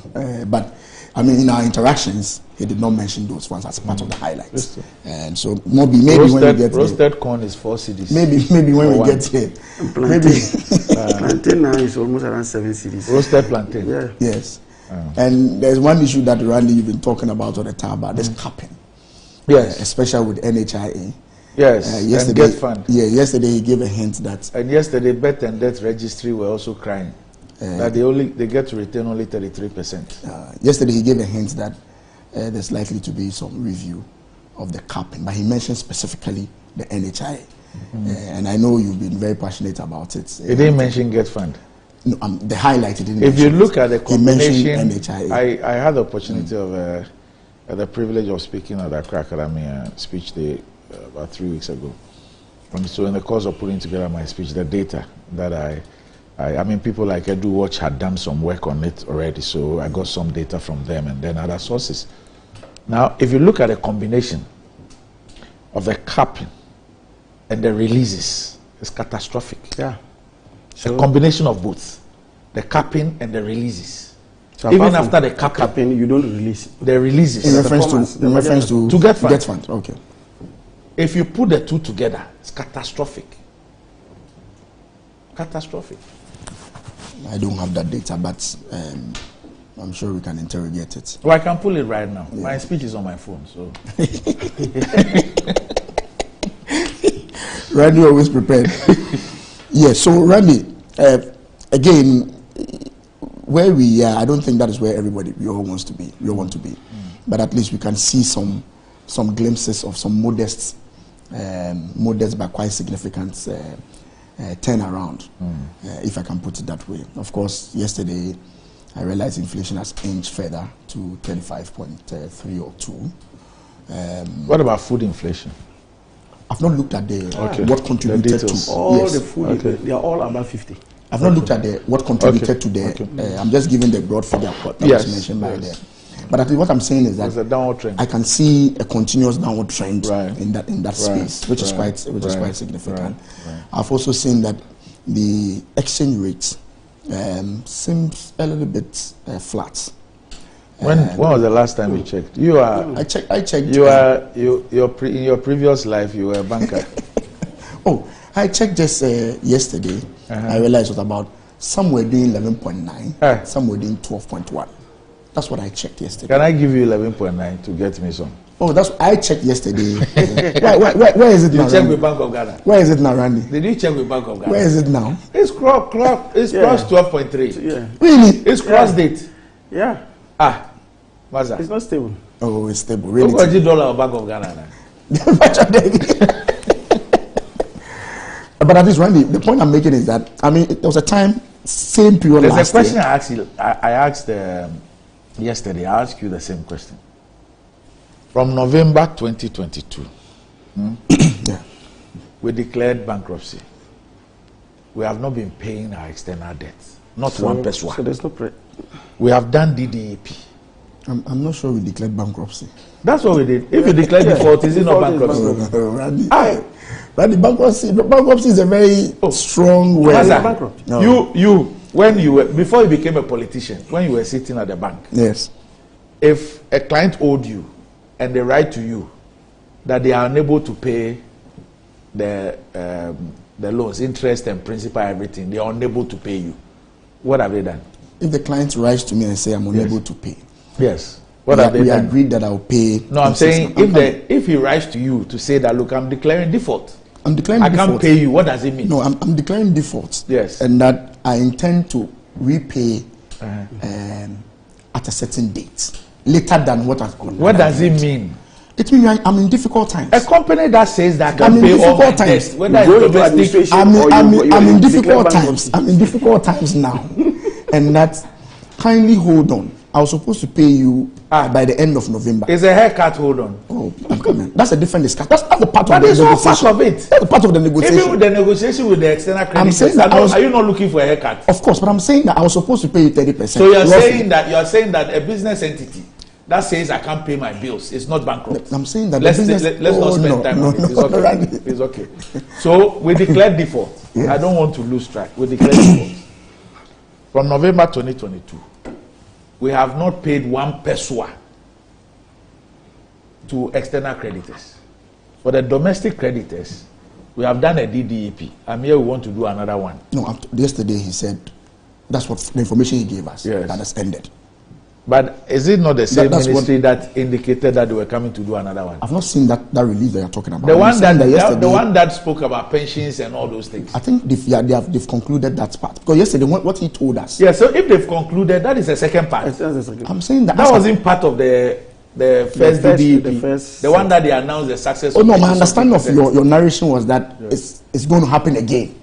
I'm just saying that it's concluded. Sir, we've not been told what the details are. Well, yesterday he informed us that DDEP local is concluded. Yeah, but I'm saying that for the second part, we have not been told the details. Okay. Yeah, so it's not been announced formally to us. All right. That's just the point I'm making. Okay. I'm sure that's part of the tranche 2. Okay. So the point I'm making is that we have not been paying our debts externally from November, when we declared, you said default, not bankruptcy.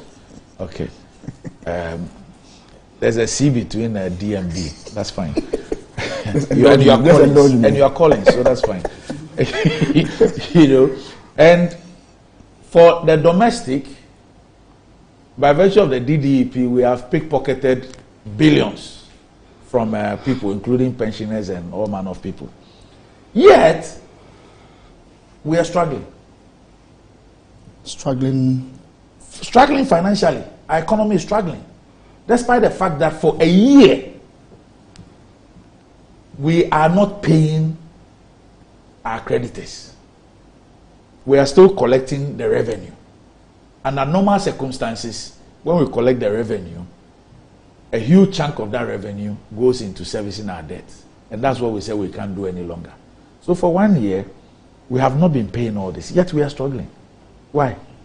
Randy, you the way you put the question, everybody knows that the economy has gone through some turbulent times. Yes. And the point I was trying to make is that if you look at where we were November last year as compared to now, I'm saying that where we are now is not the best. But at least when I get up in the morning, I'm speaking to you about exchange rate. It doesn't move from 12 to 15 to 18 within 1 day. So you can say that where we are now is as a result of we're not paying the things that we did, we had to do. We're declaring bankruptcy. Oh, I'm saying that so, but we can have argument about the word bankruptcy and all that. I mean, we got to a stage where pickpocketing our citizens, including pensioners, Randy, pushing 850,000 people down the poverty line, wiping people off the middle class to poor. Randy, we got to a stage, all that you are saying, we got to a stage where, I mean, you could not even plan. It was so difficult to plan, even with the exchange rate. Because? I am saying that's where we were. No, because how did we get there? That's where we were. I mean, I don't want us to go back to how we got there. That's where we were. Oh, that's what we inherited. I didn't say that's what we inherited. Okay. I'm saying that was the position we were in as of November last year. Right. Inflation went as far as 50-something%. Yes. I am saying that where we are now, that is not where we want to be. But at least we could see some signs that decisions that were taken, very painful decisions that were taken some few months ago, are beginning to result in some positive direction. That is the point I'm trying to make. Because I can see inflation easing down, exchange rate relatively stable. Randy, between you and I were here, we've argued about petrol prices before. And Bawa is here quite invested in energy matters. We went as far as 18 cedis. Today, at least, if not for anything at all, we are a little above the 10 cedis. So, Randy, Yes, I know this is a very, very difficult time, but from the highlight that the minister gave us, I suspect that things are going to continue to ease as we are seeing now. And by the middle of next year, all things being equal, I think we should have some relative stability. Okay. All right. So I'll bring Bawa in. Then there are some specifics that we'll have to deal with. But let me bring Bawa in at this point. Your expectations? Thank you very much, Randy, and good morning. Morning, Marco. I say, listening to Admarco, one of the things I was excited about was the issue of payment of contractors. Because one of my expectations generally will be, what is the value of our contracts in our books? Because that is very clear. I would want to know, for example, in terms of our contracts, how many of them are going to crystallize into certificates for them to pay, and whether the minister is ready, or maybe we have the resources to do that. But just generally, just the strategy in dealing with our arrears and our commitments is something that basically we should be looking at. And yesterday, one of the things, I think, Randy, your program, your second part of the program on this, your technology, the trends that you did. Yes. You heard a DCE make a statement that, look, we don't have money to move items from point A to point B, relief items. A lot of people, I've seen a lot of bashing from people on terms of this DCE, but this DCE is speaking the truth. Yes. That's what is happening on the ground. We have huge arrears in terms of payments into our statutory funds, whether it is the NHIA, whether it's the GET fund. That's what do you call it? Randy was talking about in terms of our budget performance. When in terms of the releases, the road fund, district assemblies, to the extent that the district assemblies now simply, all they do is to go to work, sit from 8 till 5, and they go home. Because there's no even money to work. And most of these districts also have a situation where, in terms of their IGF, their internally generated funds, it's almost next to zero. Because a lot of economic activities have also collapsed, and therefore they are unable to tax. The small, property tax they were also trying to enjoy, the central government has decided to cannibalize that. So I'll be interested in getting to know what that will come. As per I think there's another area that you I don't know, you didn't comment on. I don't know whether the finance minister hinted on that. That's if you look at the IMF program, it says that in terms of 2024, the expectation is that government should be able to increase its revenue, tax revenue, by 0.9% of the GDP. Yes. That will give you around 11 billion. Yes. The question yesterday is, he mentioned. Yes, he mentioned. Is it going to be that new tax handles are going to be introduced, or the existing tax handles are going to be altered to be able to realize that? So that is an area that I'll be interested in seeing. But really, I mean, this thing about new tax handles or changing existing tax handles, really, I mean, you know, I've often said that one of the things that I can't take is when people think that they're taking advantage, they think that I'm daft and they can take advantage of it. If you change the computation of the VAT, you change the computation and you say that, okay, so take the VAT, have a figure before you add NHIL, and then before you add GET fund, and before you add this. And by changing the calculation, that adds 2.5% or 3 percentage points to the calculation. And then you come stand in front of me and tell me that you have not changed the VAT rate. But by virtue of changing the calculation of VAT, you have increased my tax burden by 3%. What you're simply telling me is that I'm an idiot. Yeah, but I cannot be able, because you have not said that you have increased from 15% to 17.5, and that those percentages remain the same. But you've calculated it because those percentages remain the same. I'm such an idiot that I would not realize that you have increased the tax. No, but even that, even if you want to even do in terms of the calculations or change even the rates and what have you, it still comes. It's supposed to be backed by law, so it is termed as a new tax. And so basically, whether you are right, so whether you we had the budget statement. We're told that there's no increase in VAT.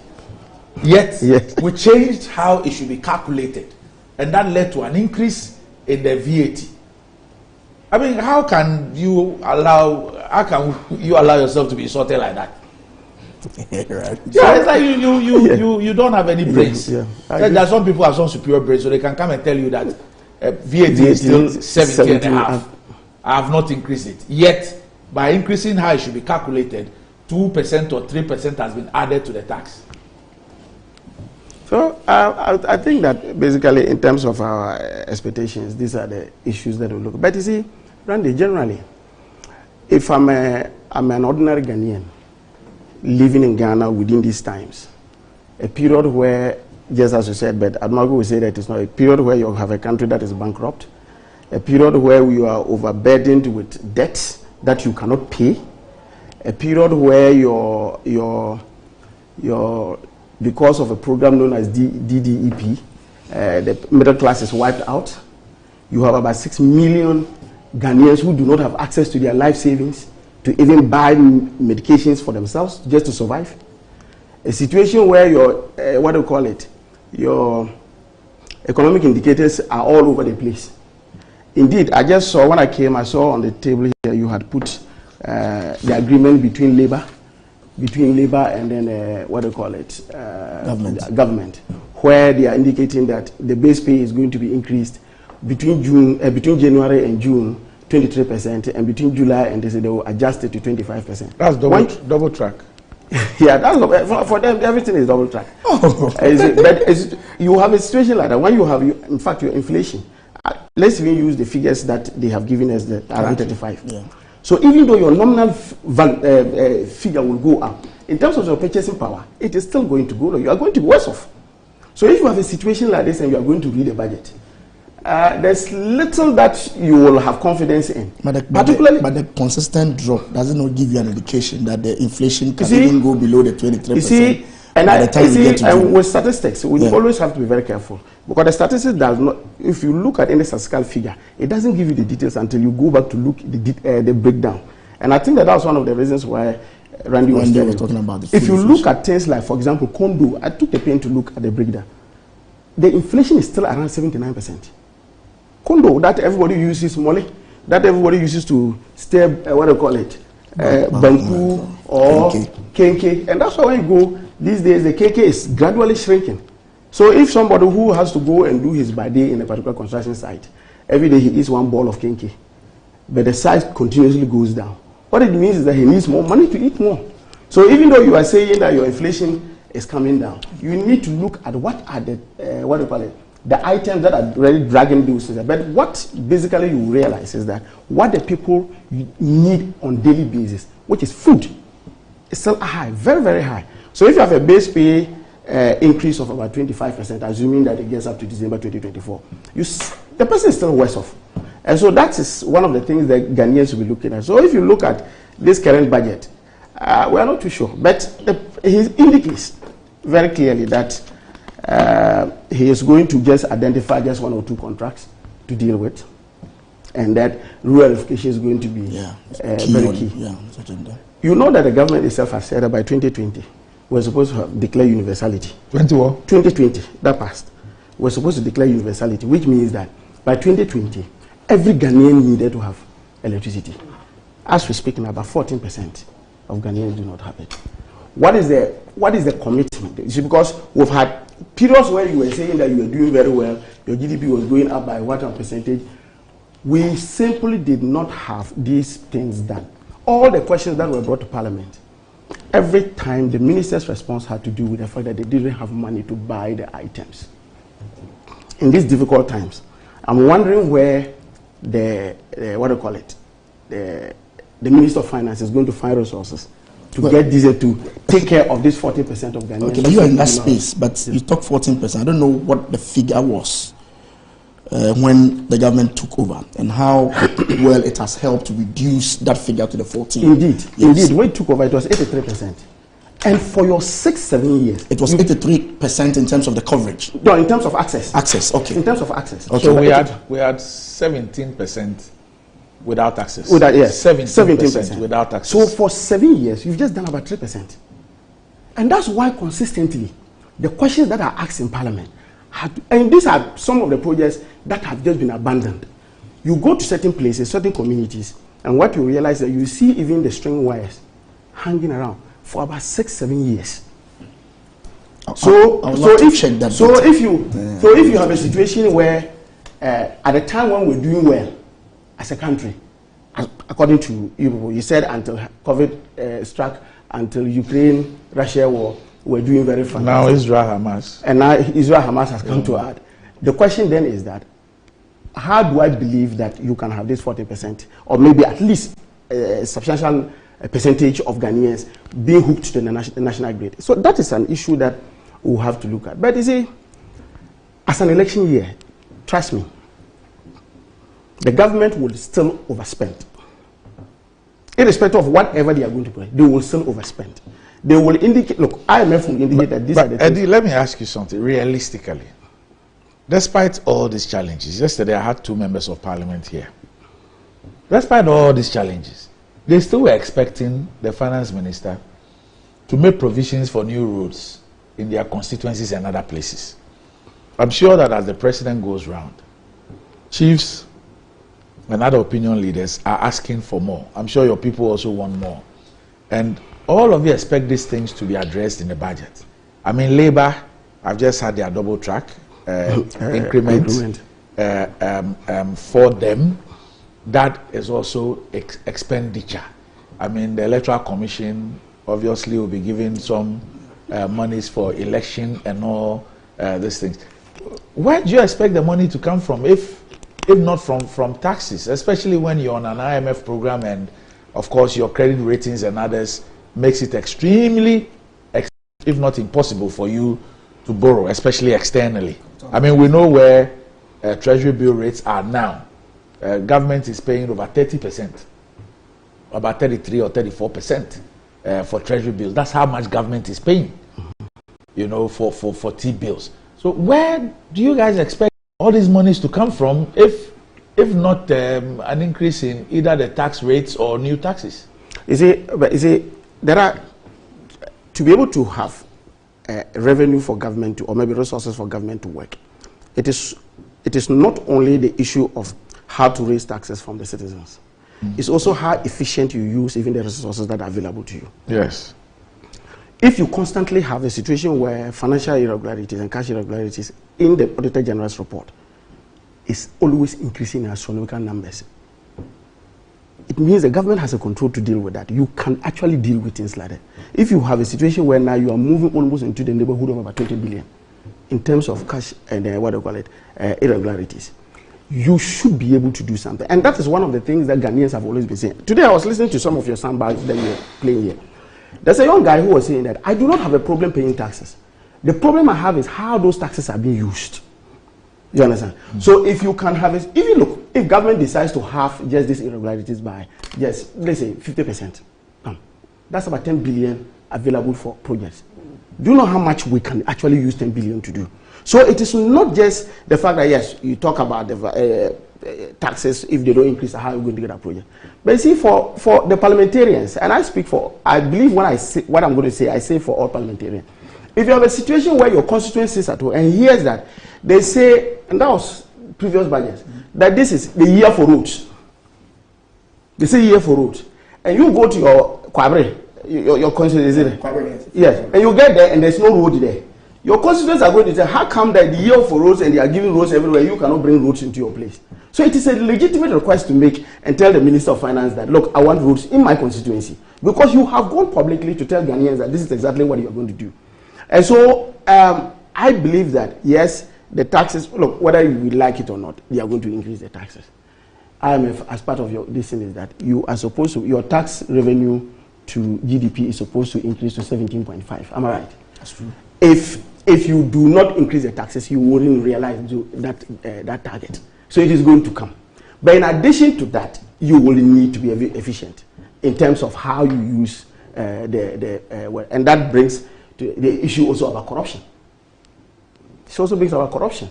If a Ghanaian sits down and he knows that, look, these taxes I'm paying, I hear a minister of sanitation come to parliament and say, to dredge a particular the Odo River, I'm going to spend about $48 million. He doesn't see improvement in that neighborhood. Then suddenly he sees about $5 million in somebody's the same minister's under his bed. How do you expect such a Ghanaian to behave and will not be requesting for resources? So, Randy, today's budget, I think for all the years, this is one of the budgets that the finance minister has not given out a lot. You know, usually you tend to, even if you glean the newspapers, the various portals, you always have a sense of where the thing is going. But I think for this particular one, the finance minister has kept everything under wraps. Maybe there's a surprise that they will give beyond just the Bible quotations and other things. Maybe there will be some surprise to give us. But I do not expect anything very different. We are still going to be living our lives of austerity. We are still going to have a situation where we simply cannot make ends meet, and we, to a very large extent, will just be waiting. And of course, the president himself has said, because he had checked out already, he had said that he needs a new leader to take us away from our economic doldrums. And 2024, he will still be around. He didn't say so. He said that on the 26th of August. He didn't say so. Oh, when they asked him? He didn't say so. What did he say? No, that he didn't say. No, what did he say? That he is waiting for a new president to come and take over the problems we have. No, he said that he's waiting for a new leader to take us out of our economic problems. So he had checked out long ago. The man is somewhere else now. But of course, there's a new leader has to take over. So with the last budget, so I can't have any hope. Will the last budget take us out of our problem? Will Akufo-Addo's last budget take us out of our? There's hope. Huh? There's hope. I believe there's hope, and I'm very happy. As in somebody's name or what? No, I'm very happy when my brother talked about the roads, and you also mentioned it. My understanding is that, Randy, there are a lot of contracts that have already been signed. Yes. And contractors, you really do 10%, they leave sites. 15%, they leave sites. So for me, and yesterday when we were having a discussion, I was happy that we are not going to be signing new contracts. At least the little that will come in through revenue, let's apply it to pay existing road. How have we done that in 2023? How have we done that in terms of using the revenue to pay contractors? To pay contractors so that they can do their work. If contractors, you owe contractors by almost 10 billion. Even if you pay 600 million, the effect of it will not be felt. But 600 million is not small money. Yes. So I know some payments have been made. But if you look at the quantum of the arrears, and you just oppose it with how much has been paid, then you realize that still there's still and you know that all the time that the project stall, it becomes more expensive. Yes. Yeah. Yes, I know. I know that. In my constituency, for instance, I have 2 major contracts that have already been signed. Contractor gets us to a certain point, he leaves sites.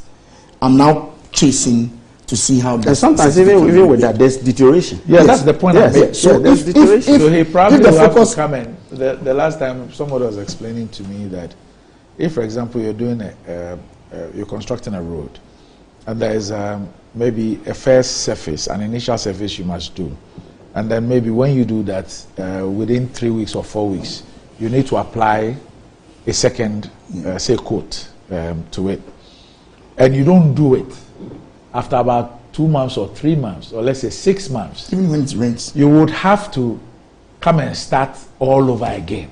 So what it means is that if you thought that the road was, say, 60% complete by laying that first thing, by virtue of the fact that you did not continue with the second and then the third, and there has been that deterioration either through rainfall or the period for which the second must be laid was not laid, you probably are now going to go from the 60% to probably maybe 40 or 45%. Yeah.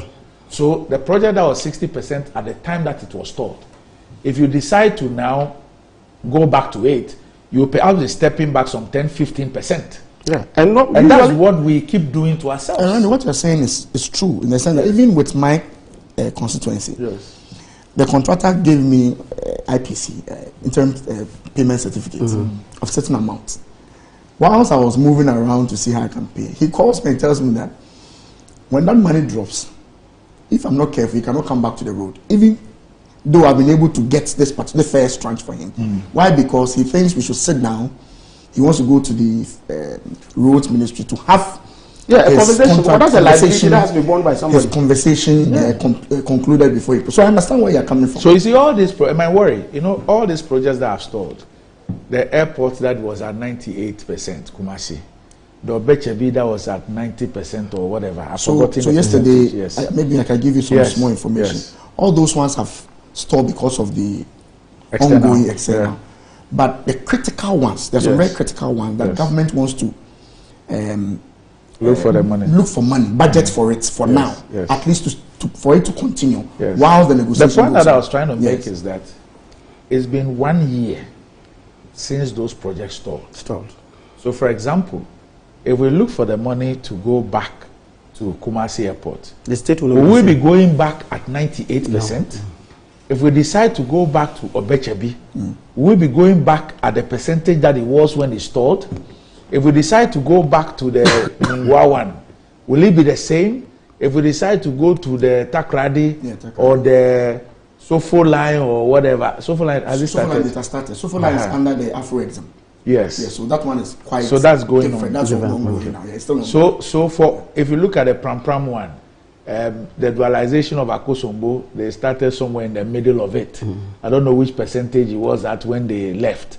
The Pram one, that one too, the UK one with Fiscal and all that also stalled. For all those projects, if we decide to go back, what will be the level of deterioration? Where are we going to start from? You know, apart from the many other GOG contracts that have all stalled for a year or 6 months or 8 months or 10 months, you know, and these are all things that we ought to be accounting for. These are things that we need to be clear about. When he met you, did he speak about La General Hospital? Yes, it's going to find expression in the budget.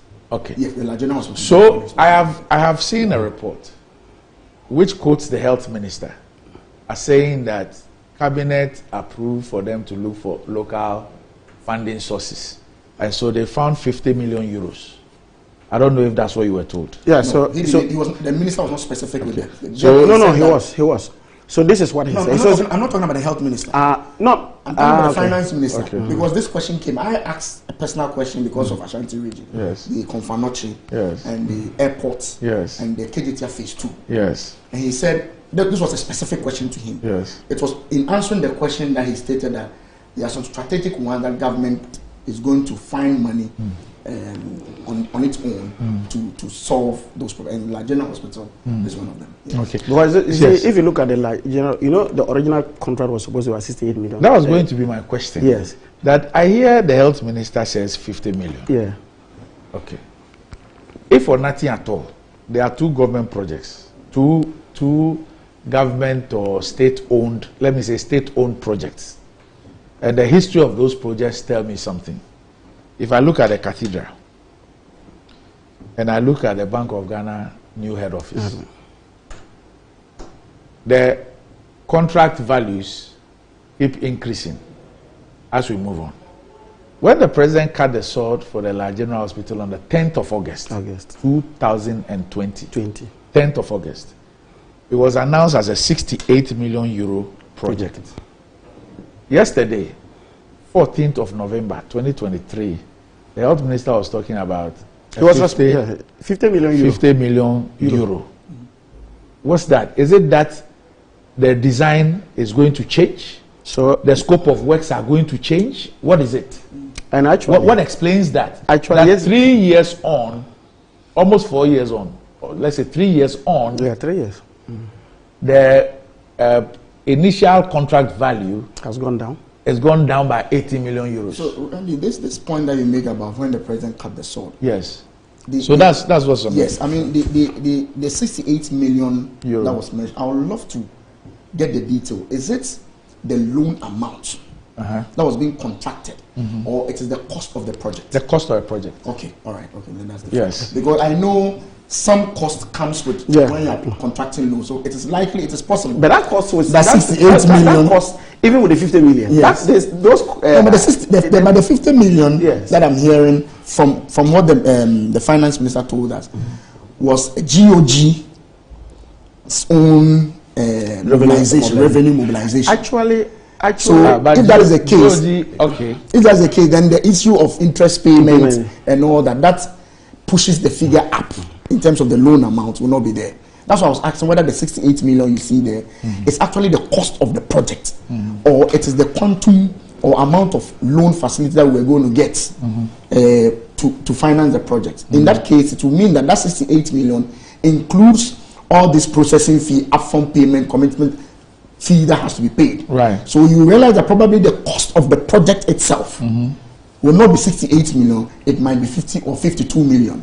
But the incidental, that's what I'm asking. You are contracting a loan of 68 million. And if just administration and other costs will constitute 18 million, that's an expensive loan. But I'm saying that's why I'm asking, because I don't know the details of that. I'm just opposing that to Randy's point, that how come 68 million has now moved down to 50? Look, so I just want to find out if that was the cost of the project. You know, yesterday when the health minister came, he said, oh, look, they have identified some funds. And he actually stated that local banks. He actually indicated that local banks. Okay. And so somebody asked a question and said, look, so now that you are moving the project cost from 68 million to 50 million, is it the case that the design itself has also been revised? What did he say? He didn't answer. He didn't respond to that question. That's it. But you see, Randy, you know, you were asking questions about these projects. What's going to be their is it going to still be the 90 or 80 or what have you? Look, I think that the Minister of Finance and Ministry of Roads will have to really have a very honest conversation, because obviously anytime there's this deterioration, it's a liability that has to be borne by somebody. It is not going to be the contractor who will bear that, because that is not the basis for which he is doing that.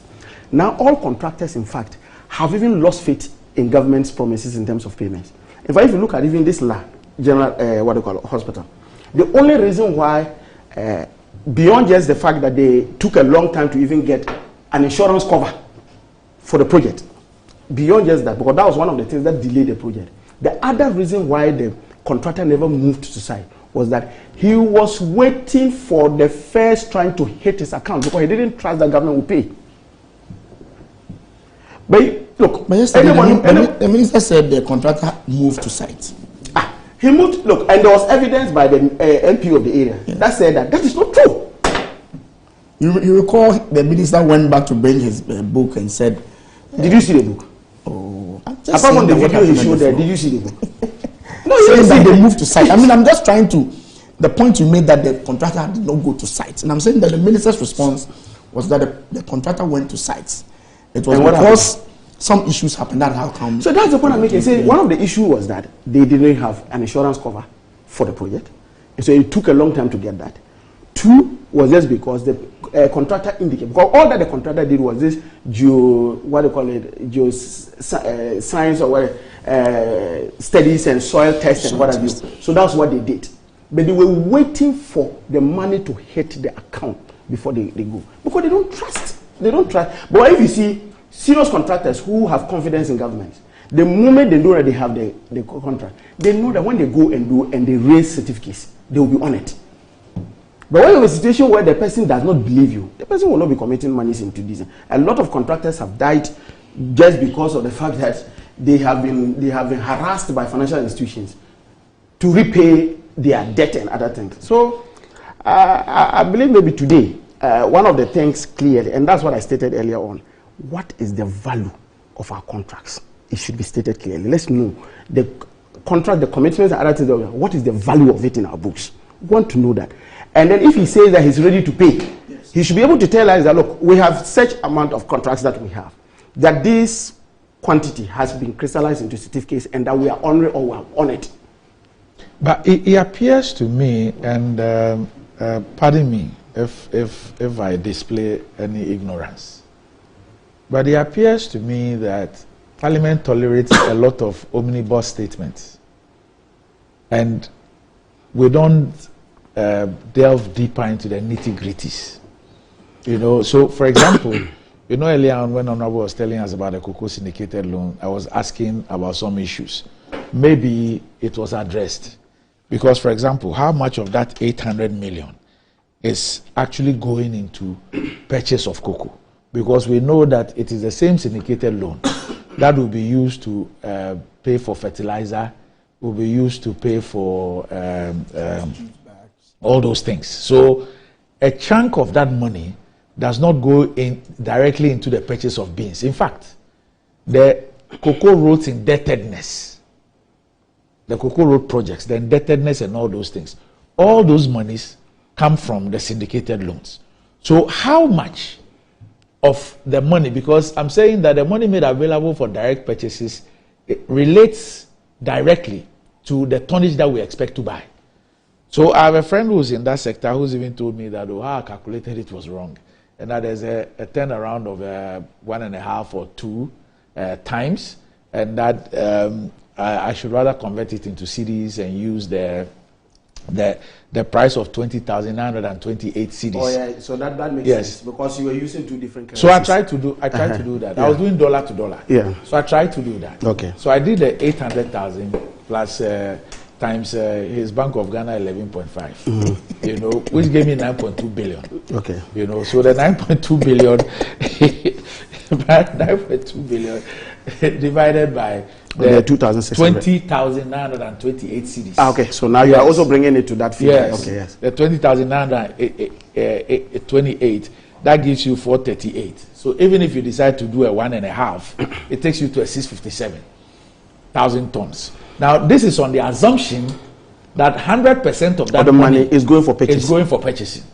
So I'm even told that these LBCs and others, they have to now go and raise money from the banks at 36% and others to go and buy the cocoa beans from, because they do the direct purchasing, not cocoa board. It's the LBCs. They do the direct purchasing and then they sell to cocoa board and all that.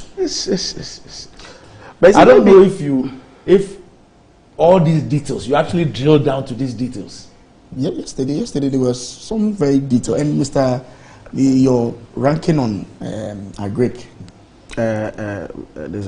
Opoku, very knowledgeable in the space. Yesterday, in fact, yesterday I learned a lot when he joined the committee. In fact, he brought up this issue about rainfall and wanted to know what they are going to use the rainfall for and all that. So it's quite interesting. Beyond that, so look, the cocoa board itself, looking at the level of indebtedness, it is not also very credit worthy to go for huge sums. That's another thing that we are overlooking, because they have gotten to a state that any financial institution that has to advance monies for cocoa purchase will be circumspect in releasing it. So maybe that also explains why the value, the amount of money they are going for now has been a bit measured in terms of those things. But we are just in a mess everywhere. Think positive. There's hope. We'll be back shortly.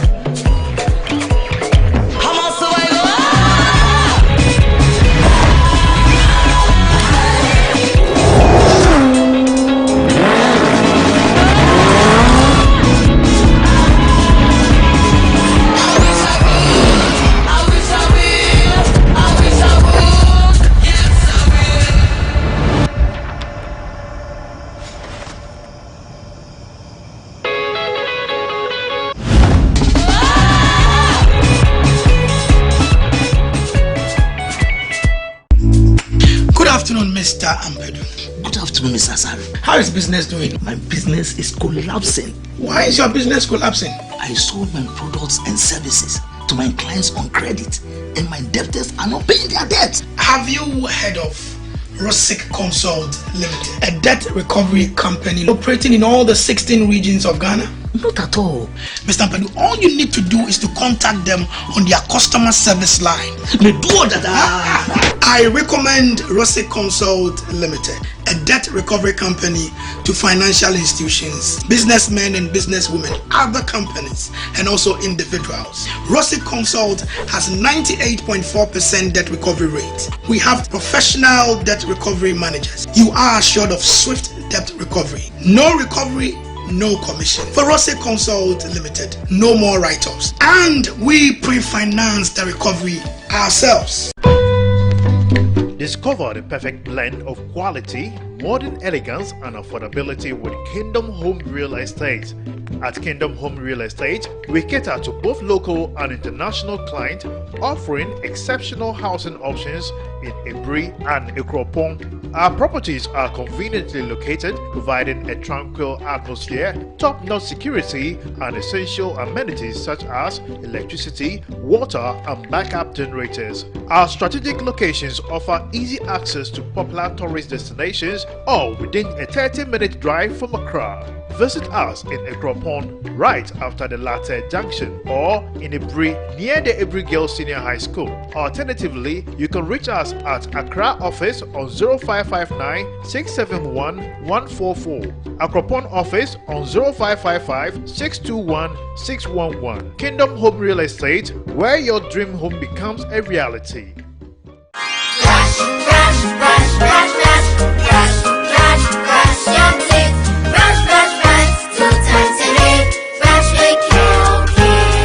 Hello, my friends. My name is Kelkit's Toothpaste. Wow. I was made to be gentle on your gum, but protected. I will protect your teeth from cavity, make your teeth whiter, stronger, keep your mouth fresh all day. And best of all, I'm strawberry flavored. So put on a smile and try me. That's amazing. Just try me. That's my job. If you say so, jump on my brush.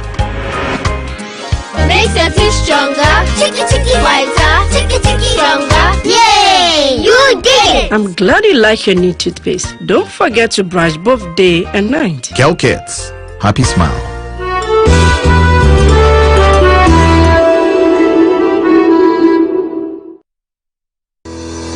Enjoy the fruits of your labor, they say. But as humans, aging and physical infirmity stands our way of enjoying our mansions and homes. It often becomes challenging, if not impossible, to use our stairways day in, day out. With portable American pneumatic vacuum elevators, PVs, you are assured of unlimited enjoyment of your mansions and homes. It's a self-supported elevator for vertical movement of humans and goods at homes and offices. The original comes in 3 custom-made models with wheelchair accessibility. Call it luxury, but it's a necessary imperative for vertical mobility. Do not let aging or infirmity limit you. Get one for your easy vertical mobility at home. It's affordable and can be installed in just 3 days without modification to your existing building. It's however easier to incorporate it at the construction stage. We also have traditional Fuji elevators and escalators for your high-rise buildings and malls. Visit Lifts and Elevators Company Limited at Sakumono for your elevators nationwide. For free consultation to call or WhatsApp us on 0200-535-515. Lifts and Elevators, the elevator people. To help meet your solution. For over 20 years of serving the world with herbal and alternative medicine, we've been successful in treating complicated medical conditions with a perfect combination of herbal and alternative methods of treatments like homeopathy, naturopathy, reflexology, and many more. We deliver excellent and effective service to people from all walks of life through scientific and traditional means. We have a well-equipped laboratory with advanced diagnostic and treatment devices to help detect your illness, so we know the right medication to be given. At Amen Scientific Herbal and Alternative Medical Hospital, we are proud manufacturers of our own herbal medication. Our zeal and passion to save lives with our patients at heart and outstanding achievements since 1996 has won us several awards. That is why we say, go herbal, go Amen. We are located everywhere in all the regions. Amen Scientific Herbal and Alternative Medical Hospital. Allahu Shafi, God is the He. Inside Black Star Press Limited, grow inside the invective minds, evolving concepts and the creative trends. the printing press you need now. Witness the beauty, diversity, and natural wonder with our works. Inside Black Star Press Limited, in association with Lionhead Group of Companies. Call us now on 0200-880-000 for all your print works. Black Star Press Limited, a worldwide reputation for quality printing. Customer. Nada bena minka me papa. Me try 10 Ghana. 10 Ghana. 10 Ghana cedis. Na no dia, send na obenya. 10 Ghana cedis no. Me dia. Maybe 54,000 Ghana cedis. 54,000. 540 million. Yeah, the one na me ka me die hu skasa. Yeah. Ene na giga ade tena we. Tena wa boki. Draw no na asase no. Mami me volume.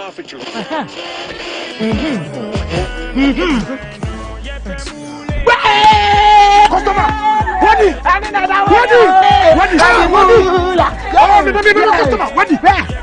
one of our daily lucky winners. Dial *946# to play now. Or you can also play online at www.gamepackgames.com. Game Park is regulated by the National Lottery Authority. The 7th edition of the prestigious Ghana Energy Awards is here. The Ghana's Energy Transition Framework Sector Institutions as building blocks for the 2030 to 2040 targets. Happening live on Friday, 17 November at the Labadi Beach Hotel, 6:30 p.m. Special guest of honor is His Excellency Nana Addo Dankwa Ekufuado, President of the Republic of Ghana. For tickets, sponsorship, or enquiries, call 030-394-0300 or 055-930-0631. Endorsement, validation, industry partners, media partner. Ghana Energy Awards, 7 years of redefining excellence.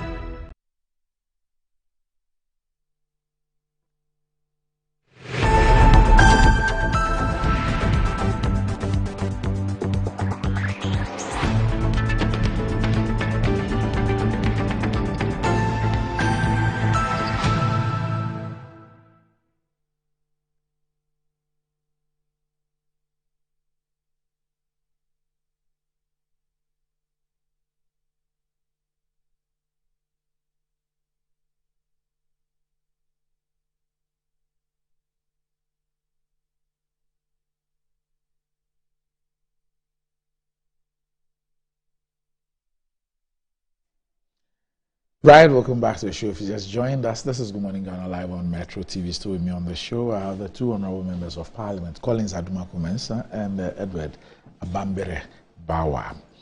Now, charcoal has essential medicinal properties that help remove toxins from our bodies. The natural absorptive property of charcoal helps to remove the bacteria that produces bad breath in the mouth, hence giving you a fresh breath. Kel Charcoal toothpaste has been formulated and produced under strict hygienic conditions with all the necessary production protocols and has been approved by the Food and Drugs Authority. Constant use of Kel Charcoal toothpaste gives you a good fresh breath, whiter teeth, reduces dental plaque, makes the gum healthy and strong, prevents cavity, abscess, stomach, hangover, and so on. Kel Charcoal toothpaste is recommended for adults and children from 6 years and above. Kel Charcoal toothpaste for white teeth and fresh breath all day long. This is another quality product from Samara Company Limited. Kel Charcoal toothpaste, happy smile. Ayesoko, Betway's cash out just go way better. The enhanced early partial and auto cash out feature lets you cash your bets out early. Cash out a portion of your ongoing bets or even set your bets to cash out automatically. All this is to give you way more control of every thrilling bet you place. Sign up today at betway.com.gh. Terms and conditions apply. This is regulated by the Gaming Commission of Ghana and is not for persons under the age of 18. Betway, get way more. And you know, when it comes to our health, God is the healer, and He does that through humans. And one way to cure our ailments is through alternative medicine. And this is where we introduce to you Amen Alternative Medical Hospital. It's one of the best alternative medicine hospitals in Ghana. So for all your health consultations, counseling, physiotherapy, homeopathic medicine, Amen Alternative Medical Hospital has the best for you. It's the first to modernize herbal and homeopathy medicine in Ghana. They have the best medical practitioners from KNUST with a state-of-the-art medical equipment created for your need. The most obscure ailments can be diagnosed and taken care of.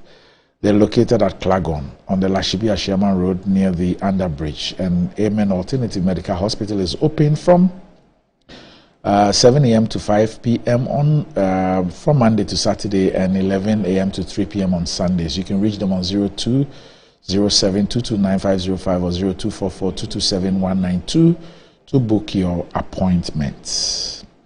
And just to remind you once again, if you're looking for that elegant home up the hills around a Brie or a Cropon, you need to speak to Kingdom Home Real Estate. They provide quality but affordable housing facilities for sale. The facilities are located in a serene environment of Ekwapim, Cropon, and Brie with the best weather conditions. The 30 minutes drive from Accra and provide a modern touch of comfort. They also provide high standard security services, including CCTV, standby generators, constant water supply, and electricity. And Kingdom Home Real Estate is surrounded with lovely tourist sites such as Brie Botanical Garden, Booty Falls, Safari Valley Resorts, etc. You only have to pay 70% upfront, and the rest is spread over a 2-year period with no interest. Locate Kingdom Home Real Estate at Brie, close to Brie Girls SHS and Akropon, right after the Latte Junction. You can reach them on 0559 761 144, 0555 621 or 611. Visit them at www.kingdomhomerealestate.com and also on their Facebook page. We declared bankruptcy or default in November 2022.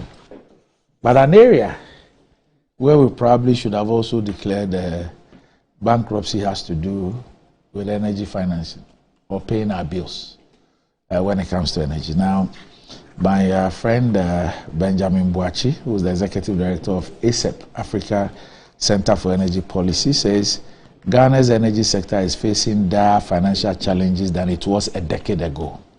According to him, very little has been done to tackle the power sector problems following a 2014 diagnosis which named financial, managerial, and technical challenges as a root cause of the country's energy problems. Quote, the financial challenges of the energy sector today are even deeper than we've ever experienced, except that today the generating plants are here. And therefore, when ENI and Ghana Gas puts gas in the pipeline, the power will be generated. And he said this on Joy FM Super Morning Show. He noted that the energy sector on its own has not been able to achieve self-sustainability. According to him, government has had to continue its support of the energy sector despite the increase in power generation. Quote, but ultimately, the state, through the Ministry of Finance, will have to pay for it because the sector itself cannot pay for power that is generated. Gas that has been consumed and produced power out of it. We cannot distribute and raise money to be able to pay the value chain. So we have a power system that today is doing about 30 or 35% revenue requirement. To put it simply, what it means is that if you generate power of $1 million, the power sector can pay for about $300,000. Ghana has to go and look for almost $700,000 to come and top up for us to keep the lights on.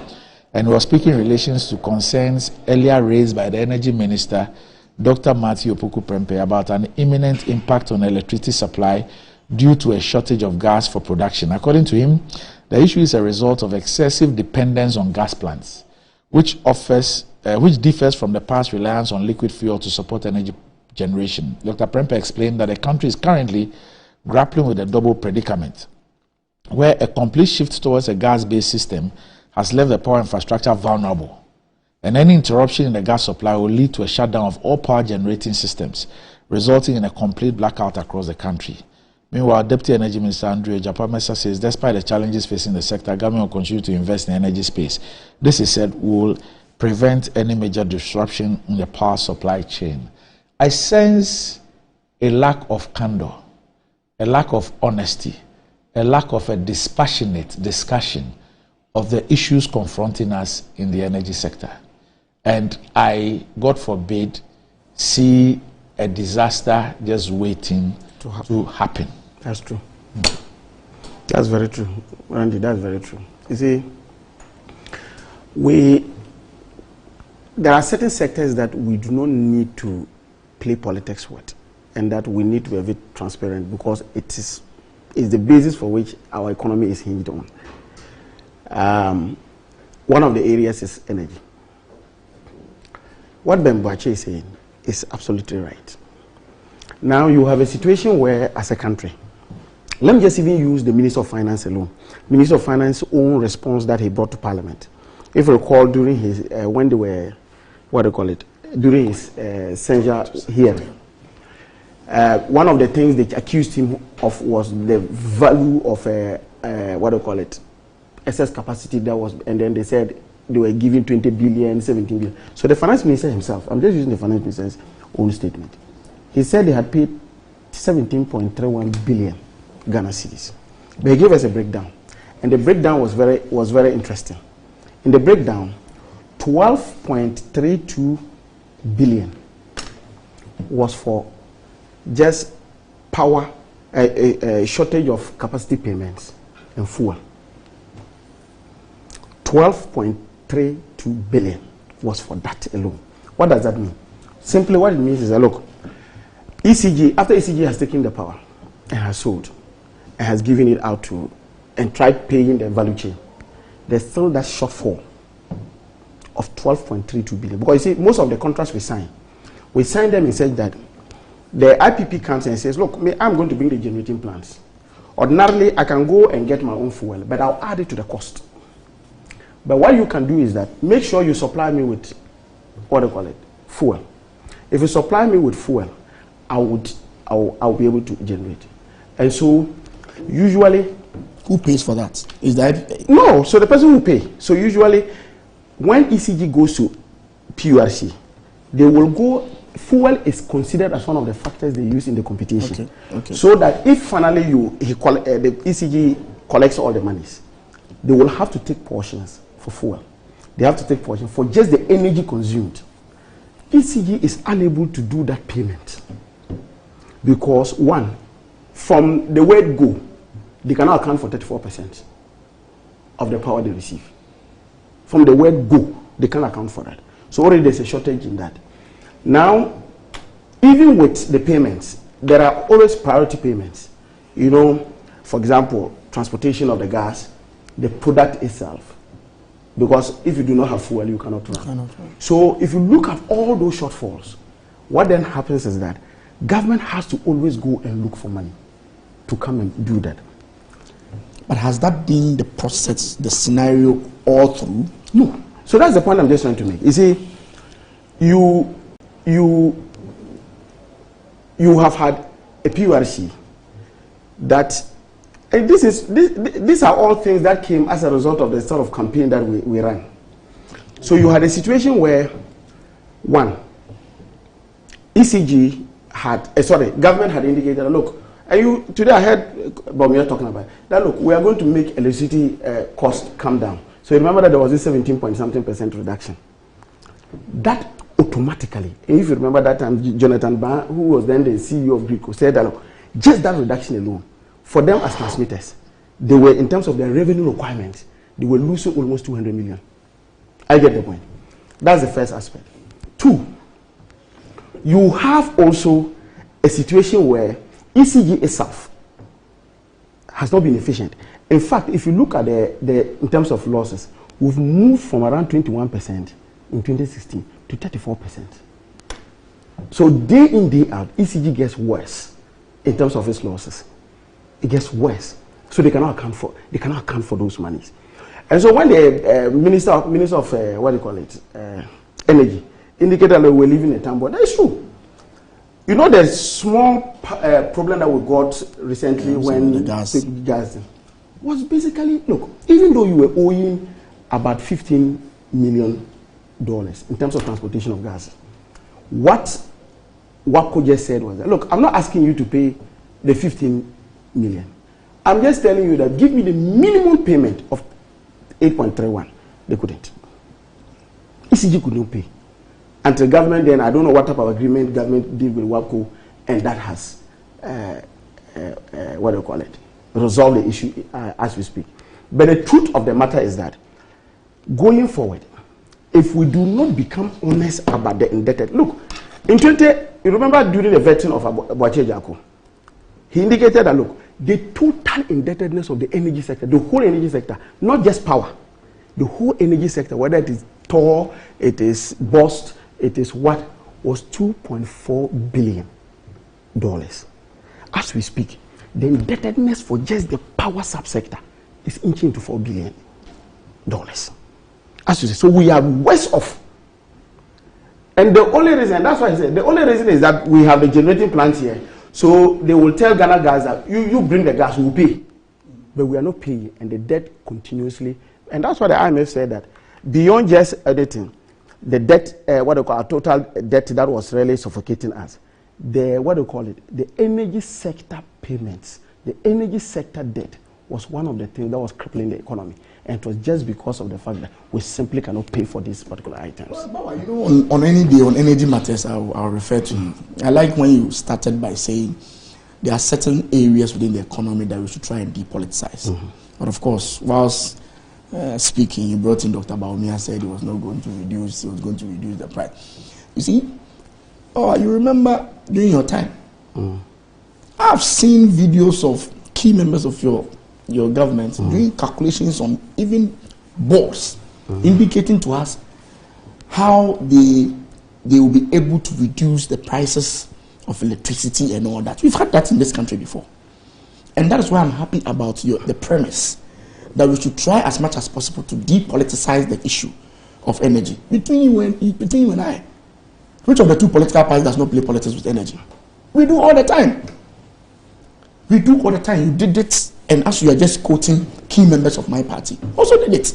So if between you and I, we can now take a bold stand that going forward, we are going to speak on the issues, just as you've enumerated, devoid of only political tensions and political affiliations, I think we are going to get somewhere. And I'm sure by the time if we do this, give ourselves in the next 1-2 years, we'll be here having a very decent conversation. No, but this is the challenge I have. If you constantly you have the chairman of the economic management team. Still, as we speak, his latest one was the Asasi radio interview that he made. He still comes out to say that, look, there has not been doing so. I've checked this Asasi radio thing. Oh, I have the video I can show you. No. Someone is telling me, I don't know, that it was not a recent interview. Really? Yes, that's what somebody told me. So I have to check. Because I saw it on our platform. And somebody was quoting and saying, this is Dr. Baumia's first major interview after being elected. And then somebody put on our platform. No, but in any case, when did Asasi Radio come into being? Yes. I'm saying that. No, I just want to know, when did Asasi has been for almost 2 to 3 years. So let's say 2 years. Yes, so 2 to 3 years. So I'm saying this because of even 2 years ago. No, I'm just saying this because of the way you put it. It was like, his latest one just last week. No. I'm saying that what I'm hearing is that interview was an old interview. I started to quote, but that's what I saw on our platform. But you can continue. Yeah, I do not have contrary facts to that, so I'm unable to contest that. But I'm just saying that even granted that it was 2 years ago, 2 years ago we had this problem. And consistently what government was always doing was hiding behind capacity, excess capacity. And do you know that as we speak now, officially, we have generation capacity deficit. As we speak now. So every night there's a part of Ghana that Ghanaians do not have power. But they will not publish it out. And consistently we'll always hear excess capacity, the reason why we are having these challenges in terms of payment. Meanwhile, you and I know that is not the case. Even the official reports that have been brought to Parliament suggest that cannot be the case. Since 2020, we have not even paid a dime for excess capacity because we do not have the need to pay for it. In fact, we currently are in trouble. We're in trouble in even getting generation for even our own Ghanaians. So if you are not transparent with it, and I've said that, look, and we need to bring this, and I'm happy that ASEP has brought this in up. Look, you have a situation where the new government, whatever government, but I'm convinced it's going to be the NDC, just enters, and you see a huge debt that is before you, that you will be shocked as to how things are being done. Because look, how on earth, that power that I consume, I pay for it. Then I still have a situation where the IPPs will tell me that you still owe about 2 billion. When I pay for the power, there must be something wrong. How come that for any reason you have Wako saying that you owe him $15 million? Meanwhile, I know that the transportation of gas, I pay for it. How can fuel suppliers hold us to ransom? Look, let me tell you. But for the fact that Ghana gas, part of the gas that we get, you know, some of them are for many until November last year, we're using the foundation gas. So actually it was free. The commodity was free. We're using the foundation gas until November last year. So it was free. So all that will, the only charge that, the state ordinarily would have been paying would have just been for the processing and then the transportation. So now you have a situation where you do not have the foundation gas again. So GNPC uses its face, goes to pick up the product, gives it to Ghana Gas. They produce it. They give it to Ghana, the power producers. ECG sells the power. They cannot account for the fuel, so they can't pay. But just because now the gas is being produced in the country, they have nowhere to go than to wheel it to us. But the debt keeps on piling. If we're doing, and that's why the government itself is not interested in doing the liquid fuel. You know why they are not doing the liquid fuel? Why? They are not doing the liquid, because the liquid fuel, when the ship comes, if you don't pay, they won't discharge it. So that's why anytime we say that the lights are on, I ask, at what cost? At what cost? You see, at what cost? And for how long are we going to postpone this thing? It will burst one day. Just like we woke up in November and declared bankruptcy. It was the same thing. The warning signs were there. People kept saying, hey, watch it all, the way we are borrowing, the way our debt is going. They kept telling us many things, reprofiling, whatever, all manner of terminologies.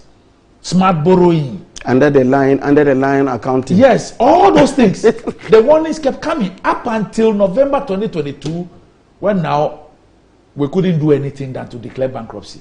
Same thing is happening in the energy sector. And so anytime we say that, oh, but the lights are still on, the truth behind why the lights are still on is what is not being told. And the repercussions of that. We are still waiting now until a day where now the IPP say we no longer can continue. So let's shut down. And at that point, is that when we're going to ask how much the indebtedness is? Look, do you even know when, so for example, you see when the minister said that because over reliance on gas, we have been over-reliant on gas. The alternative is liquid fuel, which is more even expensive than the gas. That's the first point. When WAPCO even gave a hint that on October 17th they were going to shut down their lines, even though they gave some grace period, VRA didn't even have the money to go and buy liquid fuel because they have some of their plants that can run on liquid. So they could have still run. But they didn't even have the money to go and buy liquid fuel to run. Because with that, you will have to pay. And they didn't have the money to do those things. That's how bad the situation is.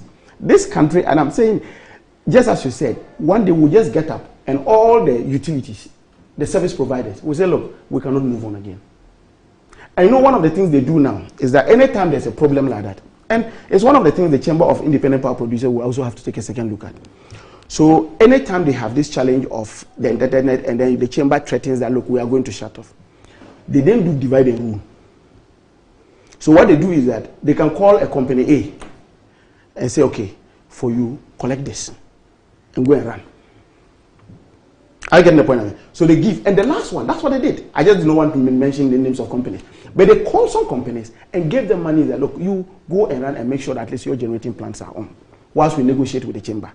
That is a bad way of managing an industry, where you are supposed to give fair, level. So what happened to the cash waterfall mechanism? It is gone. So first, the cash waterfall mechanism was at least ameliorating the challenge. In that, at least anytime the money came, they looked at it, they shared it based on a particular formula. There's always a hierarchy of the apportionment of those monies. Suddenly, they stopped that mechanism. And so ECG... The cash waterfall mechanism was under the auspices of the Vice President. This one? Yes. Was under the Vice President. Yes. So they stopped it. In fact, that was one of the reasons why the IPPs were saying that, look, first we even had a problem with the cash waterfall mechanism. We had a problem with it because there was no transparency as to how much is accrued in the account. Because you are just seated there and then ECG will come and tell you that, we are giving you maybe 30% of your invoices that you have sent to us. Are you getting the point? So how much of it that you have that you are giving me 30%? So that was the issue. Then suddenly, one of the things they did was that, you know, Bui was going on mandatory maintenance, and government now needed to now buy fuel, because if they didn't buy fuel, they will not be able to run those plants. So instead of making the mechanism to work, they ceased the operationalization of that mechanism, and they used the receipts to buy fuel as an interim measure. As an interim. Since then, it has finished. They have finished with the, what do you call it, the maintenance. And as we speak now, that mechanism is not in place. So nobody knows, and that's what I'm saying, that they now do one-on-one. So instead of knowing that, look, we're all behind around the table, and this is the amount of money we're supposed to receive, they don't give it to you. Randy, I think my brother has raised some very, very serious issues. And I would appreciate if tomorrow, if you can get any of the guys within that space. I'll speak with Ben. I'll get who can adequately, we're originally going to do provide some engage tomorrow. Yes, provide some information to this, because of where I am coming from. I can understand. It's important. Because of course the issue that he is raising, I mean, this is not politics. This is our economy. I mean, when the lights goes off, I feel very, very uncomfortable. So you can imagine if you are running a factory or a business and the lights go off. It's a very, very difficult situation. And I think that one of our guys who within that space can come and give some information. Okay, so you know, there's a lot of confusion. You know, anytime the inflation rate is announced, is it 35 something, you know, people don't get that is the average. You know, it's an average of stuff and all that, and that there's always a breakdown. The government statistic comes with a breakdown, food and all that. So just to help you deal with those things, Joy News actually broke it down and did the top 20 items with inflation rates above 50. So food inflation is not necessarily same as this, and so it can be broken down. So you see, for example, if you're buying your tea bag, country milk, carrot, or dog meat, it's up 67.5. When I saw it, I just say, we are suffering. Dog meat is. I suspect I don't go. You suspect I don't go. And not apart. I know. Apart is a very but you know something now, the competition for this meat is serious. So. You know, initially it was always. But I thought there's also a delicacy in the Achim area. So initially it was the Achims, and then the Dagabes and the Frafres who were known to be.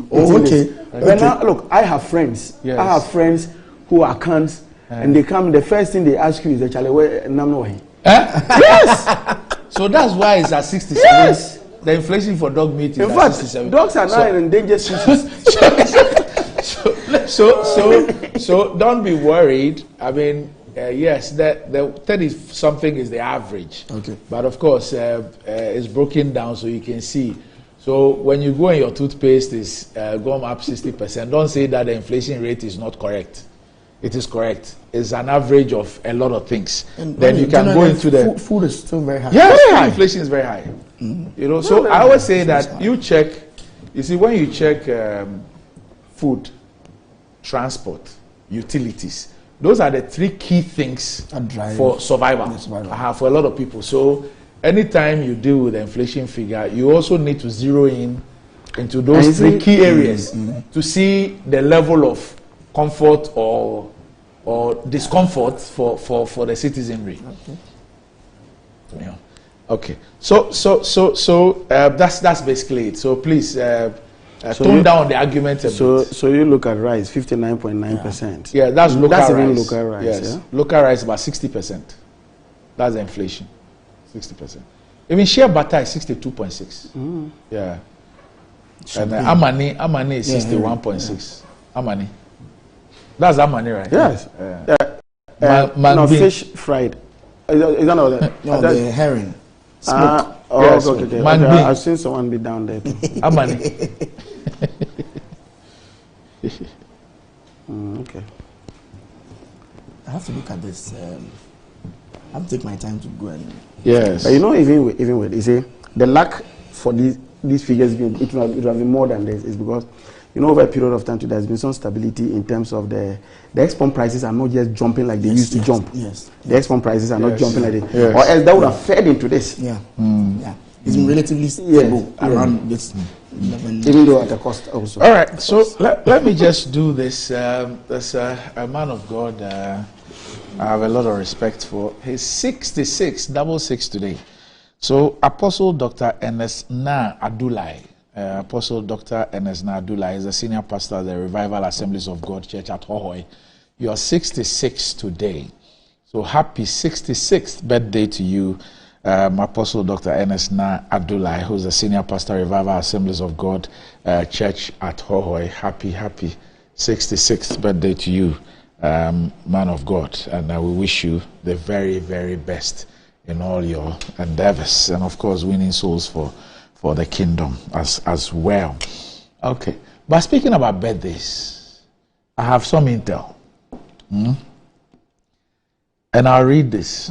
Are you aware there was a meeting last week, Tuesday, somewhere in East Legon, to mark the birthday of Honorable Collins Adumaku Mensah? All attempts to invite you were shut down by Eduji Tamaklu and Collins. I asked what the reason was, and they all said you are now an old man who needs to rest. Side attractions were imported, FTs from the Caribbean. Please know who you call your friends. So I now know who my friends It was a bond issue, Frank Templeton. So at least I know that my friends are -2. The Honorable Adumaku Mensah and Eduji Tamaklu. Okay. So there's something they say in vernacular. They say if you alone chop, so no problem. Just deal with the Franklin Templeton alone. The day of reckoning shall come. Thank you very much, Abraham Ferguson, for letting me know who my true friends are. Senor Chagli was there. He was there. I would have been surprised if he wasn't there. Okay. So me, I'm now an old man. It's fine. It's okay. It's okay. I'll manage my walking stick like that. Anyway, gentlemen, thanks. I know that you're rushing off to Parliament. So this year's budget will only be christened. Oh yes. Right. What's the name? It's something related to stability. What's this? Or Atemuda. When Bawa was speaking, he said he saw something on your soundbite. I said, how can you use Randy's soundbite for that? That soundbite is no good. So you are Atemuda. No, right? Or Stability. Everything is cool. When I saw this, okay. Exodus, movement of Jah people.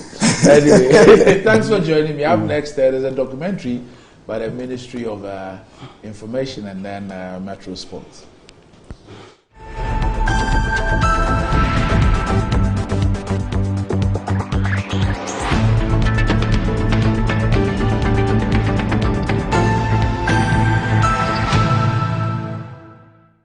Good Morning Ghana is brought to you by MTN.